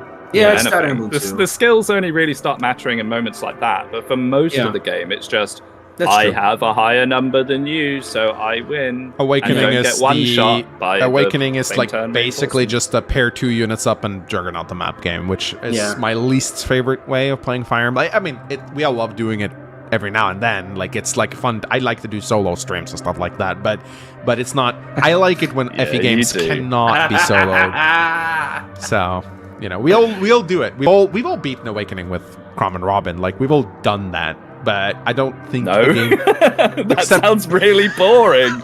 No, I have not done that. But can you solo though? Can Can solo you? with Common I don't Love? know. Someone needs to Can make Can a you video. find out? 2-hour video incoming. I don't know. We're gonna find out. People asking about Garen. You will be able to ask about other villains in the segment after the next one, which, oh boy, we've saved the best for last, ladies and gentlemen. Oh It's my lordy, lordy, lordy, lord. Let's talk about the villain that has caused a lot of controversy in the Fire Emblem community. It is none other than Edelgard. Boy, I've been looking forward to this one, mostly because I want to hear your takes on it. Like, I'm actually kind of curious whether or not I have a feeling you're going to be more on the positive side. Just like a disclaimer, my wife hates Edelgard and will get violent if she's mentioned, so she might storm in here at any moment. But let's just go over her motivation. Speedwing, you can read this one. Sure. Wants to liberate Fodlan from the Church of Seros and create a world where everyone is equal. Her vice is that she's willing to murder thousands to achieve her goals. Somehow thinks, must you continue to reconquer? Continue to kill in retaliation? Best line in the whole series. Is a valid argument. Sympathetic qualities. Was subjected to horrible experimentations as a child by those who sliver in the dark. While she is willing to ally with them at first, she plans to kill them all eventually. So, Axum, good or bad? I think Edelgard is a very well-written villain. I do think that she's interesting. There are some lines that, like the "must you continue to reconquer or re-kill" is just so dumb.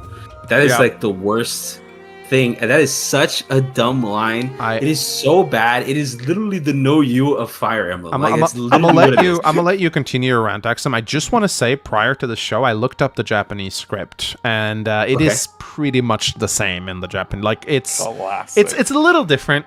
Like the context could be interpreted, but it's not like it was drastically changed in the localization. I just wanted to say that right now. So it's like "no you, sir," instead of just "no you." Got you. Okay, fair. She is just. I think she's interesting. The concept of like you needed a villain. Like Three Houses needed a villain because you can't have just a bunch of people hanging out in like Hogwarts and there be no conflict. Like right, because you gotta have some sort of conflict going on. I do think she was very good in terms of like the first half of the arc. Like if you're playing the game. I don't remember if I could figure out if Edelgard was I played Blue Lions first. I couldn't remember if she was if I had figured out that Edelgard was the Flame Emperor. I thought that perhaps because of the dagger and stuff, and Dimitri talks about the dagger like right before, but I was like, they're not gonna go that route. That doesn't make, like, how would it even be possible? But they did, and I'm glad that they did, because it actually does great things for Dimitri as a character. Yeah. So maybe the reason why I like her so much as a villain is because I played Blue Lions first, and she is the great catharsis to Dimitri, and I think Dimitri is a very well written character. Yeah. So I think that like that kind of ambiguity of like, you know, he's trying to his arc of trying to compromise and trying to be better and trying to deal with the fact that he lost everybody too is like kind of going with that to the point that he even forgives Edelgard at the end, which I think is super interesting. But I think Edelgard herself has some inconsistencies in her writing.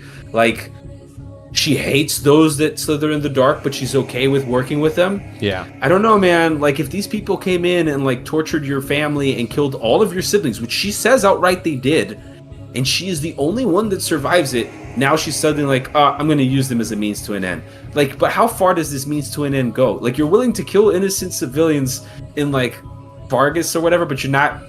But the mole people that are clearly like aliens from another planet, you're like, no, these we're gonna use. I don't know. I feel like that's inconsistent in her regard. It is a bit weird, yeah. What about you, Speedwing? I mean, so I didn't actually play Three Houses on launch. I didn't have a Switch at the time, so I intentionally didn't really engage with Three Houses content, because I wanted to save myself for when I eventually played it. But, you know, obviously being in the Fire Emblem space, it was hard to get away from it. So I knew Edelgard was a big deal, and I knew Edelgard was something that people were so either way on. And then when I actually came to play the game, I was horribly disappointed. I don't know. Like, she's cute. I love the concept of Edelgard a lot more than Edelgard herself. Mm-hmm. I think the idea of having a unit that you like that's on your team that betrays you. I mean, they just stole the idea from Gunther, you know, the best story of all time. And I just think, I feel like if they hadn't given her her own route after the time skip, she would be so much better. Yeah. Because it doesn't make any sense to me Byleth siding with her, like under any circumstance. And the worst part is her route as well is horribly, horribly rushed. Yes. So you know they did it as an afterthought. It's like 3/4 of the length too. Yeah, and it's mostly reused maps. I mean, it's just... I like Edelgard in concept. I don't like her in execution. Very cute design though. One of my favorite designs from Three Houses. I like how she looks. Yeah, she's cool looking. I don't know. They just dropped the ball with her, I think. So I did a poll before stream. I asked people like, do you like her or dislike her? And it was like 60-40, which that definitely is controversial, all right? And people had very heated debates over Edelgard. I think one of the reasons why Edelgard is so reviled is because like every female player and about half of the male players for Fire Emblem sims for Dimitri, and she kills him. I think that's what really makes people hate her to begin with. Like, I think that was like the big spark. And also the line, must you continue to reconquer, fight in retaliation. That line kind of ruins her. Like, it's such a dumb thing to say. Like, why does she say that? It's like stupid. I go over to Axum and I'm like, I'm gonna kill you with a knife. And Axum's like, why would you do that? Why would you kill me? Why are you defending yourself? What? That's not how it works. So like, if she was at least portrayed as a hypocrite, I think that quote would be okay. But she's not. She's portrayed as this just freedom fighter. I have to ask, because I'm not super caught up on my Three Houses lore. So she gets tortured and badly experimented upon by those who slither in the dark, and somehow this is the church's fault. Like, why she hate the church so much? Okay, that I can actually kind of figure that. I can kind of it's an inference that she makes. Like, she thinks that the reason why she was tortured and experimented upon was because I think Emperor Ionius or somebody there wanted like another person with power, and it was because of the crest. So in a way, the only reason that this all happens is because of the crest. Like, because the crest exists and confer people power, she was used and her family was used as an experimentation to create a vessel that could like be more powerful. But like, I agree with you. It is those who slither in the dark's fault. Like, they are the ones that experimented on you to like to make you what you are. It's not the crest, the system in itself. It's them. But for some, there's more to this. Obviously, like, she also hates like the caste system and yada yada yada. But I don't know. It just I just feel like she turns a blind eye to those who slither in the dark a lot, and then like she's quick to blame like, oh well, you know, Catherine executed like Lord Orlano's son, so the church is evil. Like, nope, doesn't matter. The guy had an uprising in like feudal times, like which was punishable by death. No, but experimenting on people, yeah, we'll keep him around. Like, it doesn't make sense. I think Treehouses really suffers from a crisis of not clearly defining who's in the wrong, except for those who slither in the dark. They're definitely evil, but like the church can either be good or evil depending on the route you take. They don't commit to one side. And sure, that is what people call shades of gray. There's no pure evil or pure good. I'm not saying there has to be, but it feels weird that she hates the church so much, because the church can simultaneously be portrayed as this great institution that is amazing, and also this institution that is hypocritical at the same time. And which one of them you choose is kind of depending on the route you take, which I think is kind of weird, because like on the surface, the Church of Zero seems to be a good organization that is like keeps stability in Fodlan and whatnot. But then they also clearly are like hypocritical and bad and must be overthrown. It's like I don't really know which one to side with here, you know? That's what I'm saying. They just shouldn't have given her a playable route. Just have her ripped from the player. Ideally, Edelgard would have been a character that you get on every route. Yeah. Like, she's just forced into your army. You build a relationship with her, and then she gets ripped away from you for the time skip. I think that would have been the best way to handle her. Yeah. No, I agree. Yeah, go ahead. I also think, like, let's be honest here, like, how good is that? That is actually really good, to have a character for the half of the game, and then suddenly like, nope, we're taking this, like, this this is what I mean by she could have been fantastic. It's such a shame. That is really good. It also feels great. Do you think that was their initial plan, and then they tacked on Crimson Flower towards the end because they were like... Yeah, they definitely tacked on Crimson Flower at the end, 100%. Because they're like, ooh. I think they tacked on all the routes quite late into development. Blue Lions is very obviously the like intended or whatever. And now people who have houses are going to argue with me about that, but deal with it. It is. Like, all the characters in Blue Lions and like the plot of Blue Lions makes the most sense with the events of the game. Like, the characters you interact with, the places you go. Yeah, me and my wife talked about this. We talked about this earlier today. Isn't it kind of weird how the Blue Lions is by far the best story, and yet the Black Eagles are sold as the beginner house? Like, Edelgard narrates the trailer. Like, Black Eagles are very much presented as the starting house. I mean, that's how I gathered it, at least. Well, I think somebody in chat is saying that the devs did say the Silver Snow was the first route finished, which I think makes sense because they probably said like, yo, how cool would it be you have these characters with you, and then suddenly we just take them away, and like you have to just deal with that. Like, right? It's a great plot twist. It's a good story. It'll give you like, it'll be interesting. Great. Cool. And then they were like, but wait, there's more. What if we use the rest of these characters and like expand the story? And then I think they came up with the other two routes after. And then somebody on the dev team was like, yo, but I really simped for Edelgard. Like, why can't I have an ending with them? And then they were like, you know what? Crimson Flower, let's do it. We have, 5 minutes? We can do this. And then they did it. Like, you know, and that's probably how it went down, to be honest. I think part of it as well is Three Houses was not developed by the main team, and this is a constant that you can see in the game mechanics and stuff that happens in Three Houses. I think what happened is they just went, oh, Fire Emblem has route splits. We've got to have route splits. That's what Fire Emblem has. Yeah. So they just added them. Like, there's many occasions of that, like how the weapon triangle is missing, but then you get the breaker skills later on and stuff like there's a lot of elements of someone that is looking at a list of what Fire Emblem should have and is trying to implement it. Or at least that's my takeaway with a lot of Three Houses. Darius brings up a very good point here. This is something that my wife also said earlier. I hate how much of a perfect girl boss that did nothing wrong in the Crimson Flower. Unlike Dimitri, Edelgard gets no blame for what she did in Crimson Flower. Not to mention Rhea is an evil, crazy Karen in that route. Yeah, so Edelgard lacks people who challenges her, and I think that's actually Hubert. The addition of Hubert as her like personal simp actually makes her worse, I think. I really dislike it. I can't fall here. I must retreat. It's yeah, that too. But it's so Edelgard doesn't have anyone in her class that actually challenges her. Dimitri, I guess, is the only one who like gives her some opposition, like cross route. But she just can do whatever she wants, and she's really portrayed as this like just girl boss who can do no wrong. And I think that's the problem. Like Speedwing said, they should have just committed into making her a villain, and she'd be a memorable character, I think. Absolutely. I will. Side note, real quick. I just wanted to not to interrupt you, but I just remembered this story. I went to Comic-Con a couple of years back, right? And I met Robbie Daymond, who is the voice actor for Hubert. Like, he does Hubert. He also does Ares and Fire Emblem and stuff. I got him to sign the book. Like, when I bought Three Houses, I bought it with the book. Like, the book that has the concept art and stuff.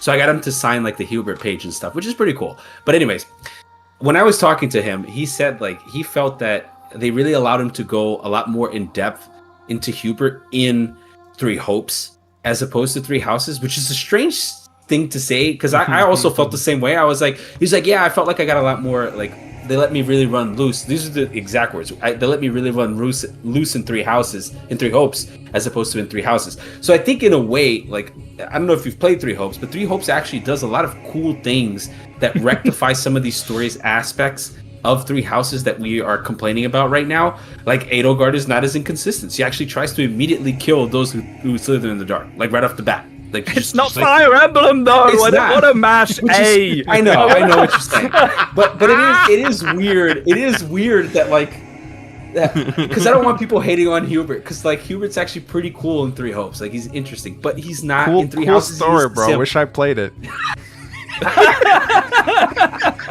Fair enough. Sorry, I didn't mean to interrupt. No, it's okay. It's okay. I mean, Three Hopes always gets brought up in these discussions. It's fine. I wish we could add something, Axum, but yeah, I'll play it eventually. Some. I mean, it's kind of funny. It's kind of funny. Although they completely butcher Claude, but we'll talk about that another day. They do that in Three Houses too, I think. Yeah, I was about to say, butcher what? Like, yeah, he's not on here, but I think Claude is like the biggest missed opportunity in Three Houses. Like, he is just the nothing burger lord. Oh, look at his scheming again. No, he's scheming. Okay, show me a scheme then. When does he scheme? He's so scheming. Oh, one of the worst things about Three Houses is the show don't tell thing they do. Like, they are really bad at that, and I appreciate that they're trying. They're trying. They're trying to have, like, a world building and narratives and story, and they try to be serious and all that. I appreciate it, but man, they do a lot of show don't tell in that game. A lot. So yeah, true. That's funny. Darius says, if 𝗏𝗏𝗏 didn't have her own route, she wouldn't be as popular. Her being playable creates a lot of bias between fans and the haters. Yep. Yeah, absolutely. For sure. But a lot of Three Houses fans, I'm pretty sure, only play one route once and then talk about it and post pictures of the characters forever. And I think that's a big part of the whole, like, 𝗏𝗏𝗏 thing, is they've only seen one perspective of her. Yep. True. So, you True. know. Yeah, no, that's true. People, this is Three Houses discourse on Twitter or X. It's like, I play it once and now I post fan art for 2 years. I am a Three Houses fan. But I love Fire Emblem Three Houses. Let me tell you how Fire Emblem should go as a series from here. You know. Yeah. Now, what mode did you play? Casual.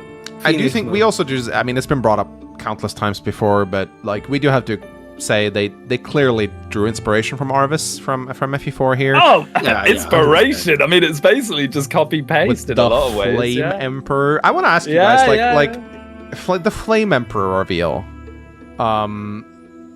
Dumbest thing ever, or cool? Did you guys like the Flame Emperor? Her head is too small. Her head is way too small in the CG. It looks funny. It looks goofy. Okay. But that aside, like, did you guys actually like? What was your reaction to the Flame Emperor reveal? Did you like it? Very good in Dimitri's route. Like, very good in Dimitri's route. Kind of ass in every other route, because it's like, there's no stakes. There's not even a cutscene. Is this some kind of twisted joke? She just straight up takes the mask off. She's like, it was me. It was Mario. It felt, you're a like, bit what? like a Scooby-Doo villain reveal, didn't it? Yeah, it was a Scooby-Doo villain moment in the other one. It's like, aha! It's 𝗏𝗏𝗏𝗏. And it's like, what? But in the Dimitri one, it's actually pretty cool. Like, he cracks the mask, he walks up, like, you see Dimitri, like, go psycho. So, like, it's good because I just remember, you don't get to see that in the other routes, do you? She just takes off the mask. That's so stupid. She goes like this. She goes like, it is I, 𝗏𝗏𝗏𝗏.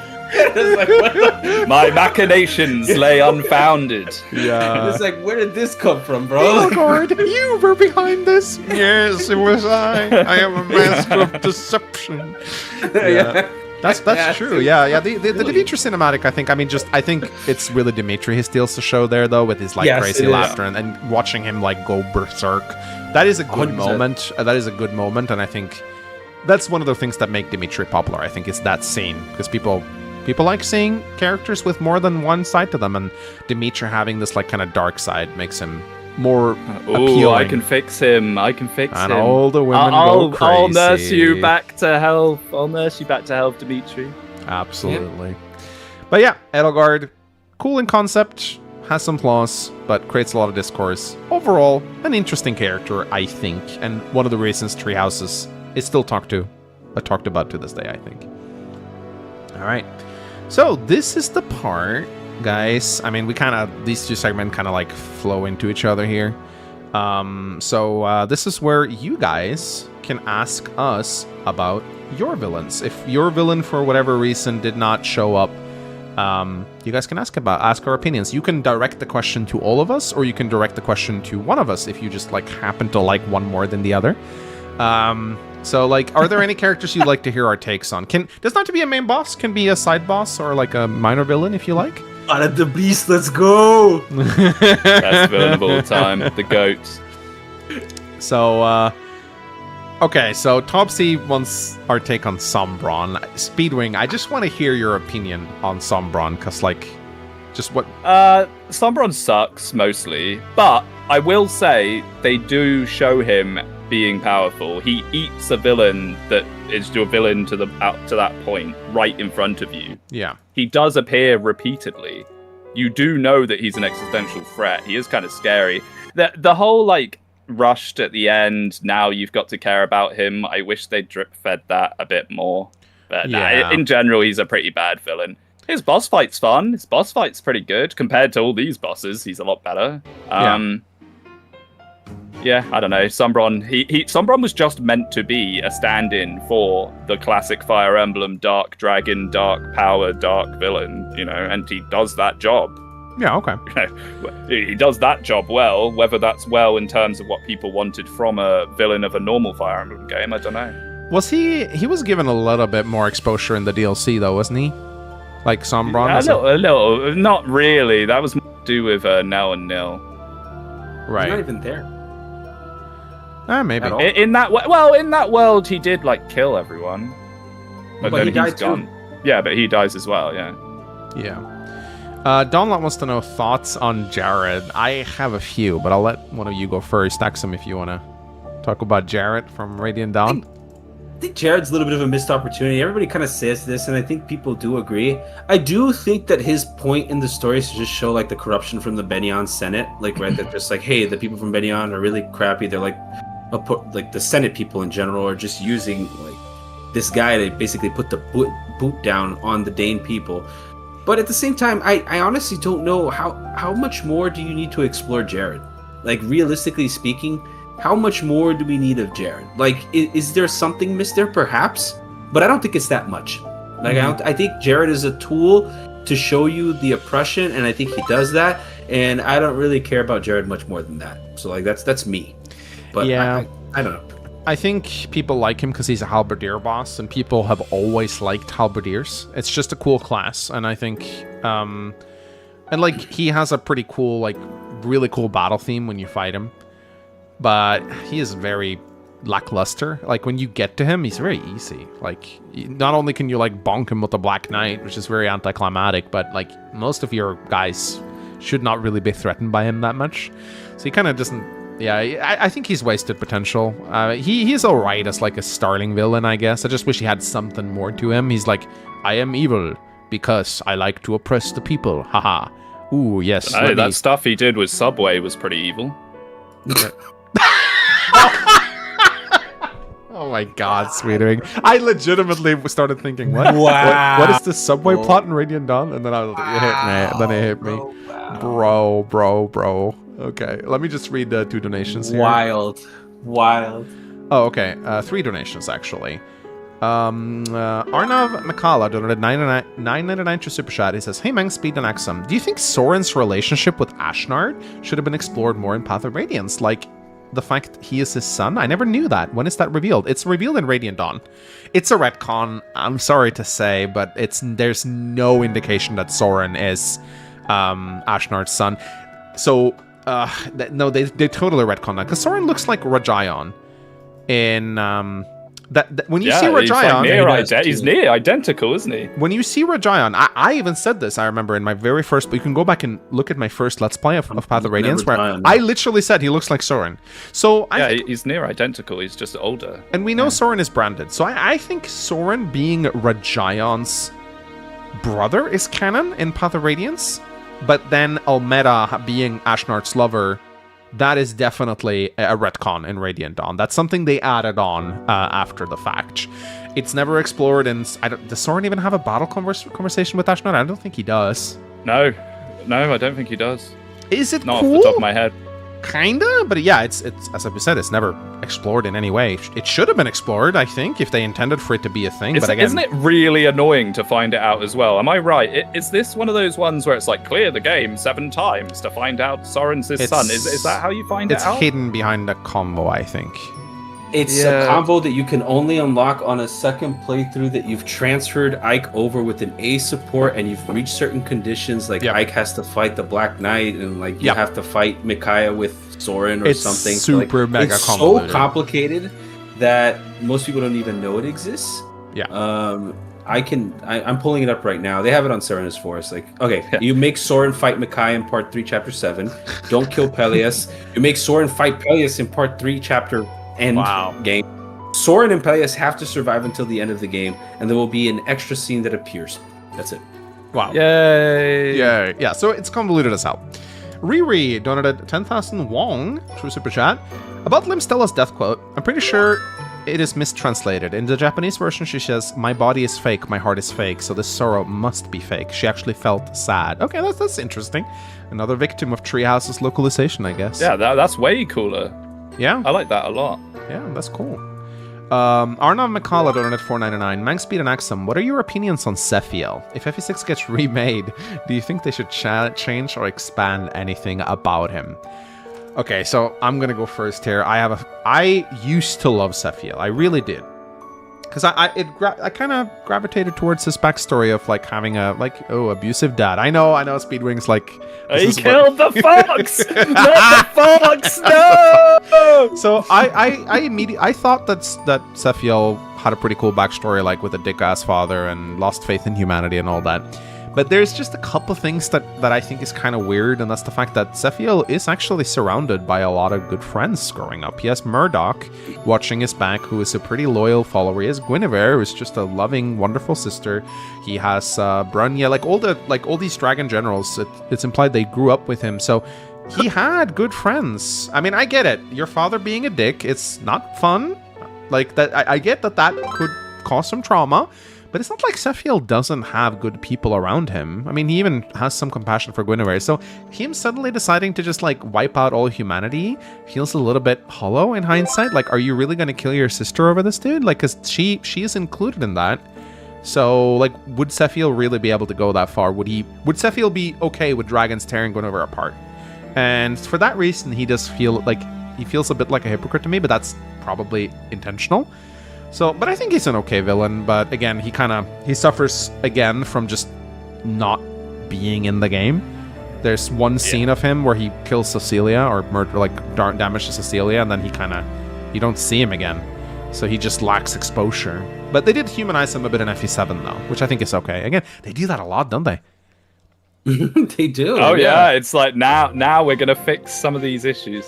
Yeah. Engage 2 is gonna make the best story of all time. The retcons are gonna fix everything. Oh, imagine trying to fix Engage with Engage 2. What a task. What a monumental task that would be. I'd love to see it. You were the Zero emblem all along.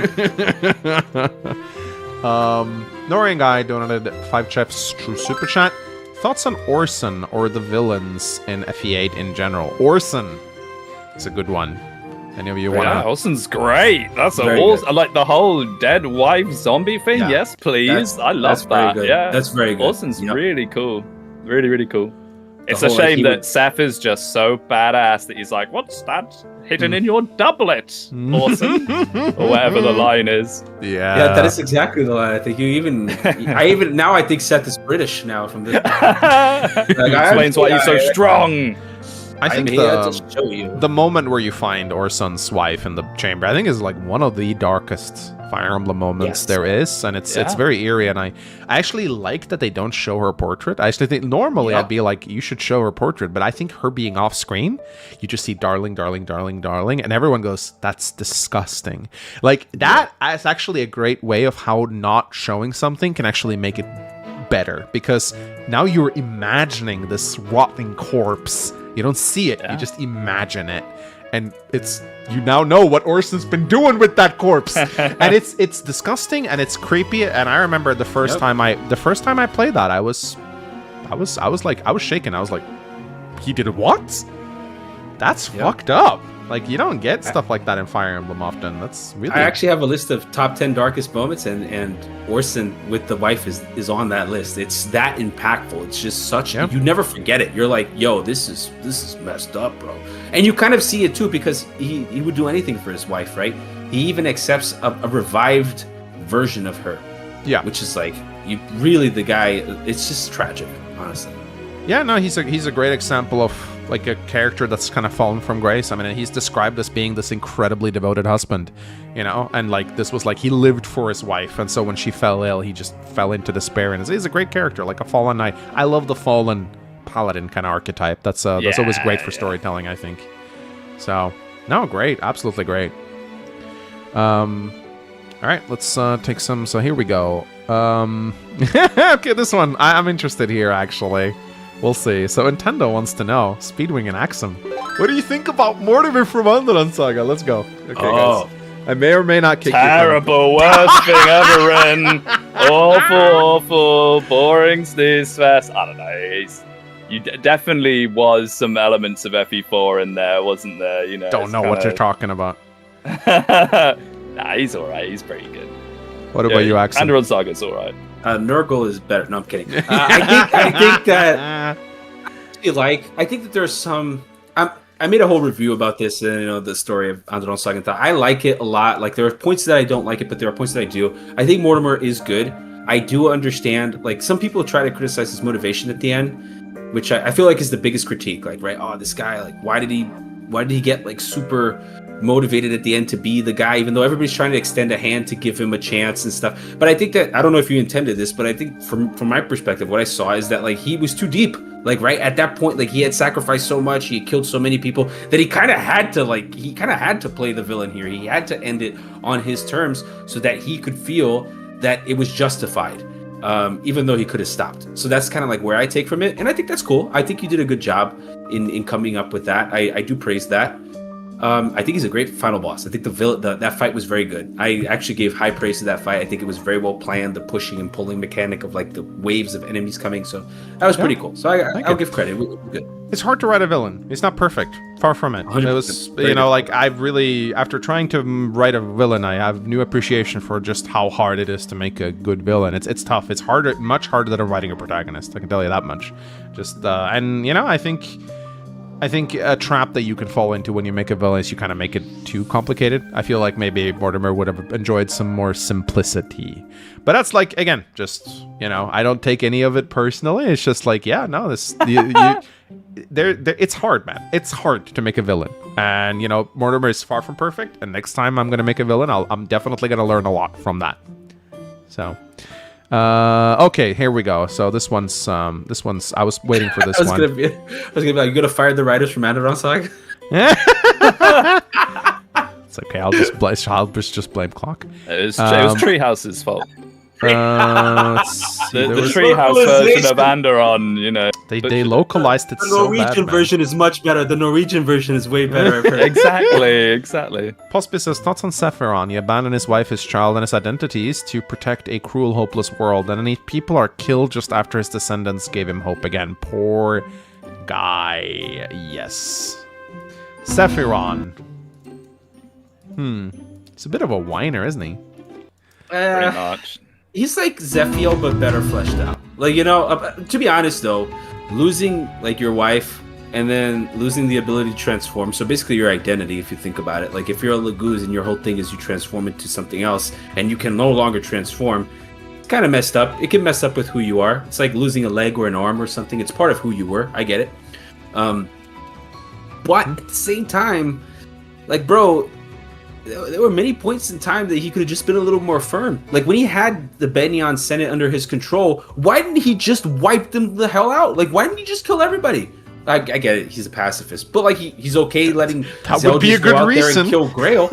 Like like he lets Zephyel go out there and kill Gshaël for no reason, but he's against sending. And he sets Ashnard up. I mean, the whole. If we can now talk about Radiant Dawn Ashnard a little bit, I guess. Yeah, so he's basically set up by Sephiran. So why couldn't he just have, instead of killed all the wrong people, he just killed the right people, which was the Senate? Like I don't know. Yeah. Like if we're going this far to try to wipe out humanity, why don't you just wipe out the people that suck? Yeah, and ultimately, I don't know. Maybe it's just I think people who have this notion of we should just kill all humans so the planet can heal, that just annoys me, and I feel like that's what Sephiran transformed into. It's like, I'm sorry, it doesn't solve anything to just kill everyone. I understand. Look, I get the appeal behind like a reset button. You're like, humanity is too... But Marvel! Yeah, like humanity is too fucked. We're too corrupted. We're too bad. We just gotta clean the slate and start over. But like, unless you can actually start over, killing everyone is not really a solution, is it? You know, and I feel like that's what Sephiran wants to do. He wants to just kill everyone, or he wants everyone to be turned to stone, basically. I would actually argue that on average, the planet is probably populated by more good people than bad people. Like I'd say if you were to take an average, it's more likely that the people on the planet are good than they are bad. Yeah. For starters, because a lot of them are children. Like, right, so it's just right there, you can already kind of exempt those. And then from the rest of them, you're going to tell me that the majority aren't, like, better than they are worse? There are 8 billion people on the planet. I don't know. I feel like there are more better people than bad on the planet. I think your perspective will change greatly depending on your life experience, for sure. For and sure. I think if you travel a lot, I think maybe you're more inclined to have that opinion. Like if you travel a lot, meet a lot of people, and you have good experiences, I think you're gonna have that opinion. But if you're someone who's terminally online and just see humans through the internet, you're gonna really. Oh my god, my stormtrooper guy on Twitter has told me that the world is ending and everyone's evil. But you're part of the problem. That's why, guys, you got to go outside and touch grass. Okay? Agreed. I'm looking directly at the camera. Go outside, touch grass. But yeah, like back to Sephiran. I mean, he kind of like he does despair towards the end, but we also must remember he does get his little redemption too on New Game Plus. If you do all the things, he realizes his wrong and rejoins the good guys and kind of gets his little redemption story. So that's kind of nice, I guess. Do you guys like his little face? I mean, he still caused so many problems, though. It's not you can't just be like, oh yeah, we're all good now, bro. Like, I actually think it does more to value Ike's thing than it does to value him. Ike's like, yo, bro, you can't die now. Like, you gotta atone for all this bullshit you did. Like, you know, you gotta come back and like use the 𝗟𝗆 staff so I can win. And that's valid. But otherwise, I agree with Speedwing. It's kind of like it's a cop out. Yeah, like 100%. It's a cop out. It's a massive cop out. Bings asks, Xander, best chaotic good guy in Conquest or misunderstood villain with a good enough motive and birthright? Ooh, I must defend my homeland from Elise. I'm sorry. Every time I hear Xander, I just see that clip in my mind. Oh, Xander, man, like. He's so stupid in Birthright, though. Like, what the hell? Yeah, that's basically his main issue, is that he's just thick. And he's kind of also like that in Conquest a little bit. Yeah, at least at the start. I can give credit to the Conquest Xander, though, okay? And I'm going to paint a picture for you guys right now. He comes round. He comes round, but imagine, like, you grew up seeing your dad, and your dad's like this epic warrior that, you know, knew was stern, but was honorable, and was like one of the strongest guys you know. Then suddenly, you know, you don't really hang around your dad too much because you got older, like you're a crown prince, you got to do stuff, whatever. And then your brother, who was growing up with you, suddenly comes to you and says, like, bro, by the way, dad, he's not really dad anymore.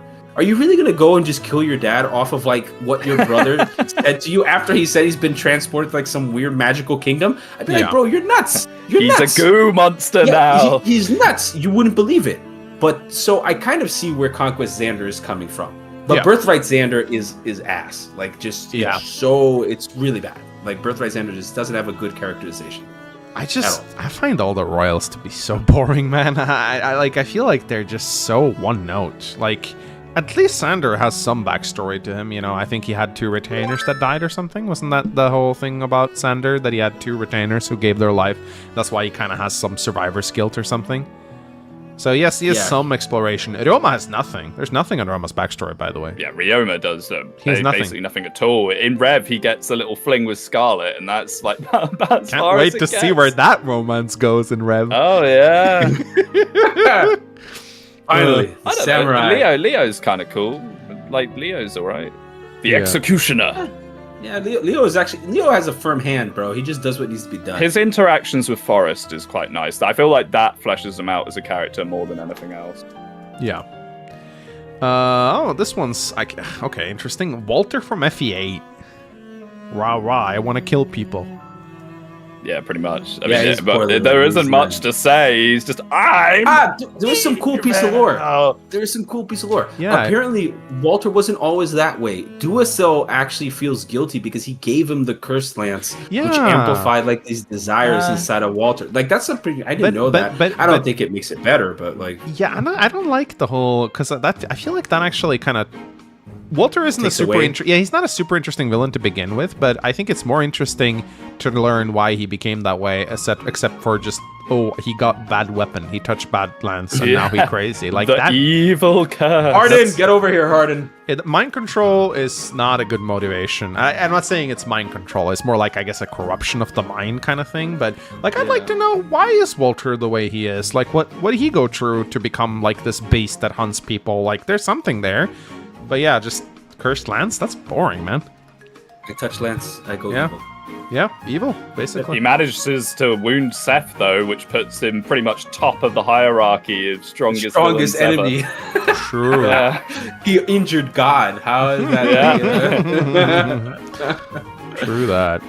All right, so we have another one here. He says, Pogma says, I'm surprised y'all haven't talked about Medeus yet. Medeus is deep, bro. Is there There's a lot much going to on talk about with Medeus, really? It's like, I'm an Earth Dragon that doesn't want to be a Manakete. Now you must die. You know. He just he watched all his friends go insane, and then he like buried himself in the earth or something. Medeus actually has some pretty cool lore. The only reason I don't know why I know so much about 𝗏𝗏 lore, but like apparently Naga tasked Medeus with the thing of like watching over Thebes Labyrinth. That was Duma. Never mind. Yeah, that's not Medeus. She did say something else to Medeus, like, "Yo, I got you. Like, I'm gonna come back and help you out. We're gonna just evacuate the divine dragons or something." But then it turns out that like Medeus had to see him, like, people just started killing the dragons nonstop. Yeah, once they reverted to their form. He kind of went. So what happened with Medeus did not go insane. But all the other Earth Dragons did. I think Medeus is actually the only sane Earth Dragon left, I think, because I think he took human form. A lot of his fellow Earth Dragons did not want to take human form, so they went mad. So when they went mad, they started attacking humans. Humans retaliated and started slaughtering the Earth Dragons with anti-dragon weapons, and that made Medeus very angry at the humans. I think he also slaughtered the ones that didn't transform too. Like the people that had given up their stones, they also killed those because they couldn't fight back, and that's what pissed Medeus off. Yeah, because Medeus was like, because they went way too far in their extermination, basically. Which there's some mirroring there with Jan and the dragons in FE6. They borrowed kind of that plot line there. But Medeus is like, he's a cranky old man who like had to watch all his friends die, and so he hates humans. That's pretty much about it. 𝗏𝗏 is really the one that makes everything happen in Arcanaia. 𝗏𝗏 is the interesting one. Medeus is kind of just... Definitely. Medeus is the fire dragon to FE7's Nurgle. Yes, he is. He really is. Yeah. 𝗏𝗏 is way more interesting, actually. Yeah, 𝗏𝗏's really cool. What's on Gheb? I mean, he's got a memorable portrait. That's the only reason people remember him. I don't like Gheb. There's not many fat characters in FE, and he's just fat. Candace is another. Yeah, and she's villain, and she stands out too because she's fat. Thick. Okay, not fat. Thick. Difference. Yeah. But no, Gheb is obese. My bad. Gheb is obese. He's morbidly obese. He's too big for his portrait. Like, it glitches out. Like, that's... yeah, I mean, Gheb is just one of those characters that he's remembered because he looks so different. He's a meme. He's a meme. He's cartoony. I mean, yeah, he's over the top, but that's fine. I think you can have one-off villains like that. As you know, that's for sure, Fire Emblem. for sure. But yeah, not much. So Midnight wants to know opinions on Hilda from 𝗍𝗲. So Hilda is, of course, the aunt of 𝗘𝗺𝗃. Sorry about that. She's like... I wouldn't say she's a very deep character. She's just like, people I think remember her because of she kind of makes 𝗘𝗺𝗃 kill herself, which is kind of dark. She abuses 𝗘𝗺𝗃 so much that 𝗘𝗺𝗃 ends up taking her own life, which you learn that after Gen 1, and then it's revealed in the Tinny's battle conversation with Hilda, like, you abused my mother to death, and that's like just another example of just 𝗍𝗲 being very dark. Hilda's just kind of evil. I don't think there's much to her. She just is an evil, abusive mother, but I think she's okay within the context of 𝗍𝗲. She serves her role well as a villain. But I don't really have much to say about her. I do think it's kind of tragic what she did, though. Yeah, it's very upsetting, and for something to be upsetting in the realm of 𝗍𝗲 is quite an achievement. Yep. So she has that going for her. Isn't Hilda 𝗘𝗺𝗃's sister-in-law? Oh boy! Oh, I need to look up my 𝗍𝗲 family tree now. Let's get out the big branching map. Hilda is Ishtar's mother. I think, isn't she? I think she's Ishtar's mother. Hilda is the wife of Bloom. She is Ishtar's mother, which means she should be 𝗘𝗺𝗃's aunt? Sister-in-law. Sister-in-law. You're right. Okay, so 𝗍𝗲 family. I only know because I'm looking at the thing right now. Yeah, sister-in-law. Right. Okay, this is an interesting one. Thoughts on Lloyd and Linus in 𝗍𝗲? Actually, cool. I kind of like them. Yeah. One's good and one's bad, but I can't remember which way round it is. Wait a minute. How is one of them one bad? No, it's in like one of them's interesting, one of them's not very interesting. Linus, but I think that was done on purpose. Linus is the violent one. He's like the raw. Yeah. And Lloyd, honestly, so this is I thought about this the other day. Lloyd and Linus mirrors Eliwood and Hector. A little bit. Yeah, I can see that. And they have the same relationship. They're brothers. They have the same. Linus is very similar to Hector. One's interesting. One's not interesting. Exactly. It all aligns. No, it's interesting because Hector and Linus in their battle combo, Linus, I think. I don't remember if it's Linus or Lloyd, but they basically ask Hector, "What would you do if I killed Eliwood, your brother? Like, would you not want to murder me?" And Hector's like, "Yeah, no, of course I would murder you." And it's like, so it's not so hard to understand why I want to murder you. And then Hector's like, "Yeah, fair enough, let's fight." So that's like, it's definitely, I think Linus and Lloyd are definitely supposed to be a mirror of Eliwood and Hector in their relationship. Lloyd is like the calm, collected one. Linus the aggressive one. They're supposed to like be their counterpart, basically. And you can explore that through their battle conversations. And I just think they have really cool designs. I think Lloyd's portrait is one of the coolest designs in 𝗍𝗲. He really stands out. They even gave him a custom jacket Swordmaster animation, which shows that they liked him too. Yeah, he's cool. I think he's also like the calm and collected one out of the two brothers, right? He's the older one, if I'm not mistaken. I think Linus is older than Lloyd, yeah. Linus is the aggressive one, Lloyd is the... No, I think Lloyd is the older one. Could be. Let's see. Grok? Grok, let's see, let's check it live. I think Lloyd is the... I don't know why, but I think Lloyd is the older one. Yeah, they're probably pretty similar, yeah. He's the older brother. Yeah, he's the older brother of Brendan Reed. Linus is the younger one. But I mean, for all that we poke fun of 𝗍𝗲's plot, I actually do think the Black Fang are good villains. Like I don't like how they basically command armies. But you hate the Four Hounds. Curious. Don't even go there, man. The color speed. Wait, what happened to Axum? I insulted him that much that he vanished. He used his warp powder. Just vanished. Axum left. All right. Okay, Speedwing. Okay.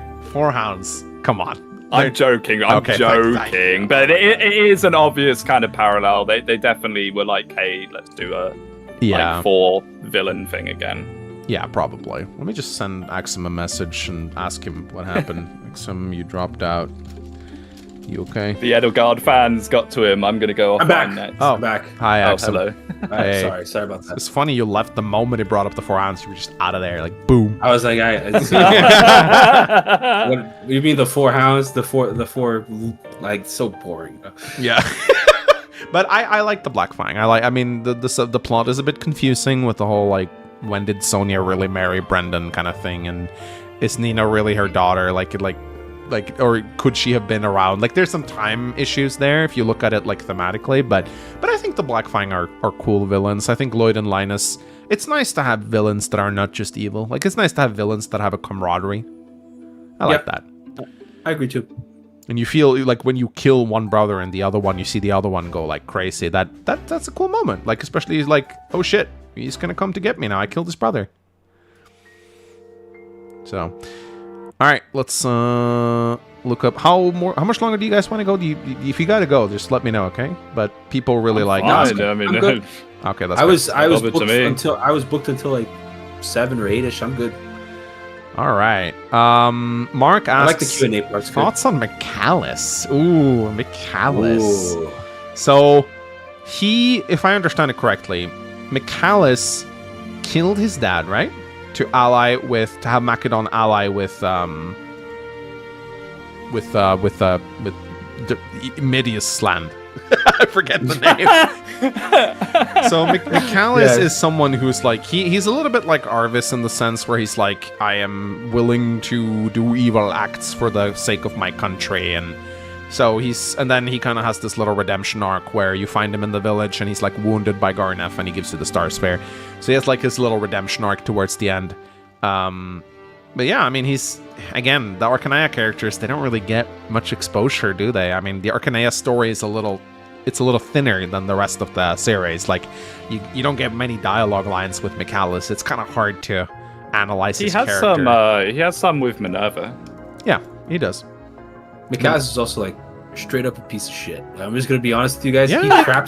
He kills his dad. Like, no, it's not just that. He also sells out like Maria to Garneth, like, he does, capture in a tower. Yeah. And she like stays there for 4 years, bro. She's captive in a tower in a dungeon for 4 years when all that's around her is just dragon people that want to murder every single human. So imagine being a child, like you were 6 and you're just kept in a dungeon like Rapunzel, and everybody around you is some bloodthirsty dragon. Like, it's crazy. But he is badass though. I will give it that. He's cool. He's cool as hell. But he is kind of a scumbag. Yeah, for sure.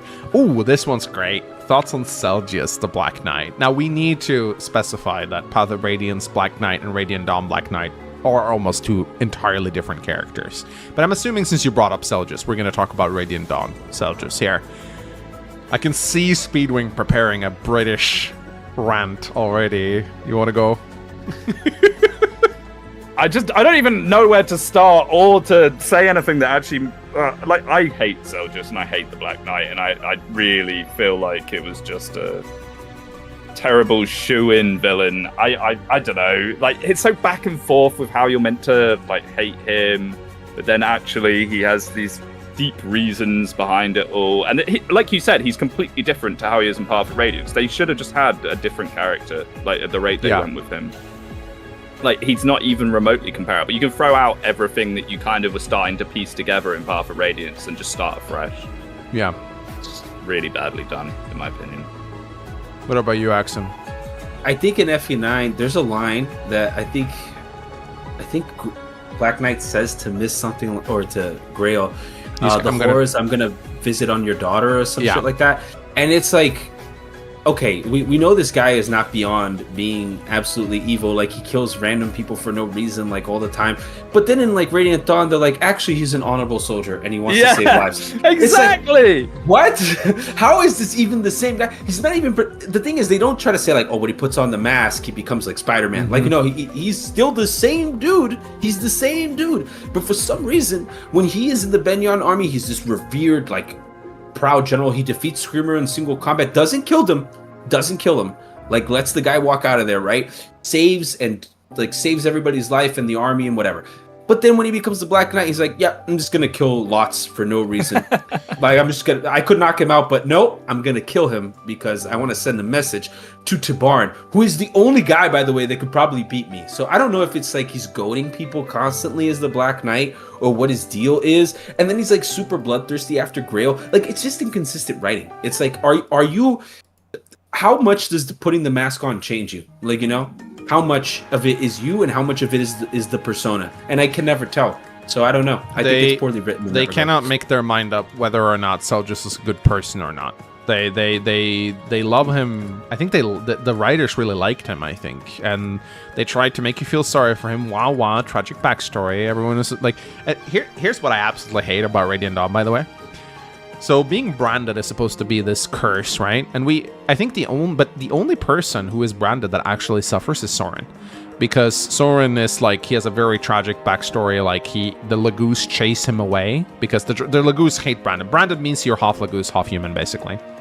And you can't really belong in either camp because if the humans see your mark, they'll like be like, oh, you're cursed. And if you try to approach the Laguz, they smell it on you apparently, and they drive you out of camp for that. They don't want anything to do with you. So Soren has suffered greatly because of his branded nature.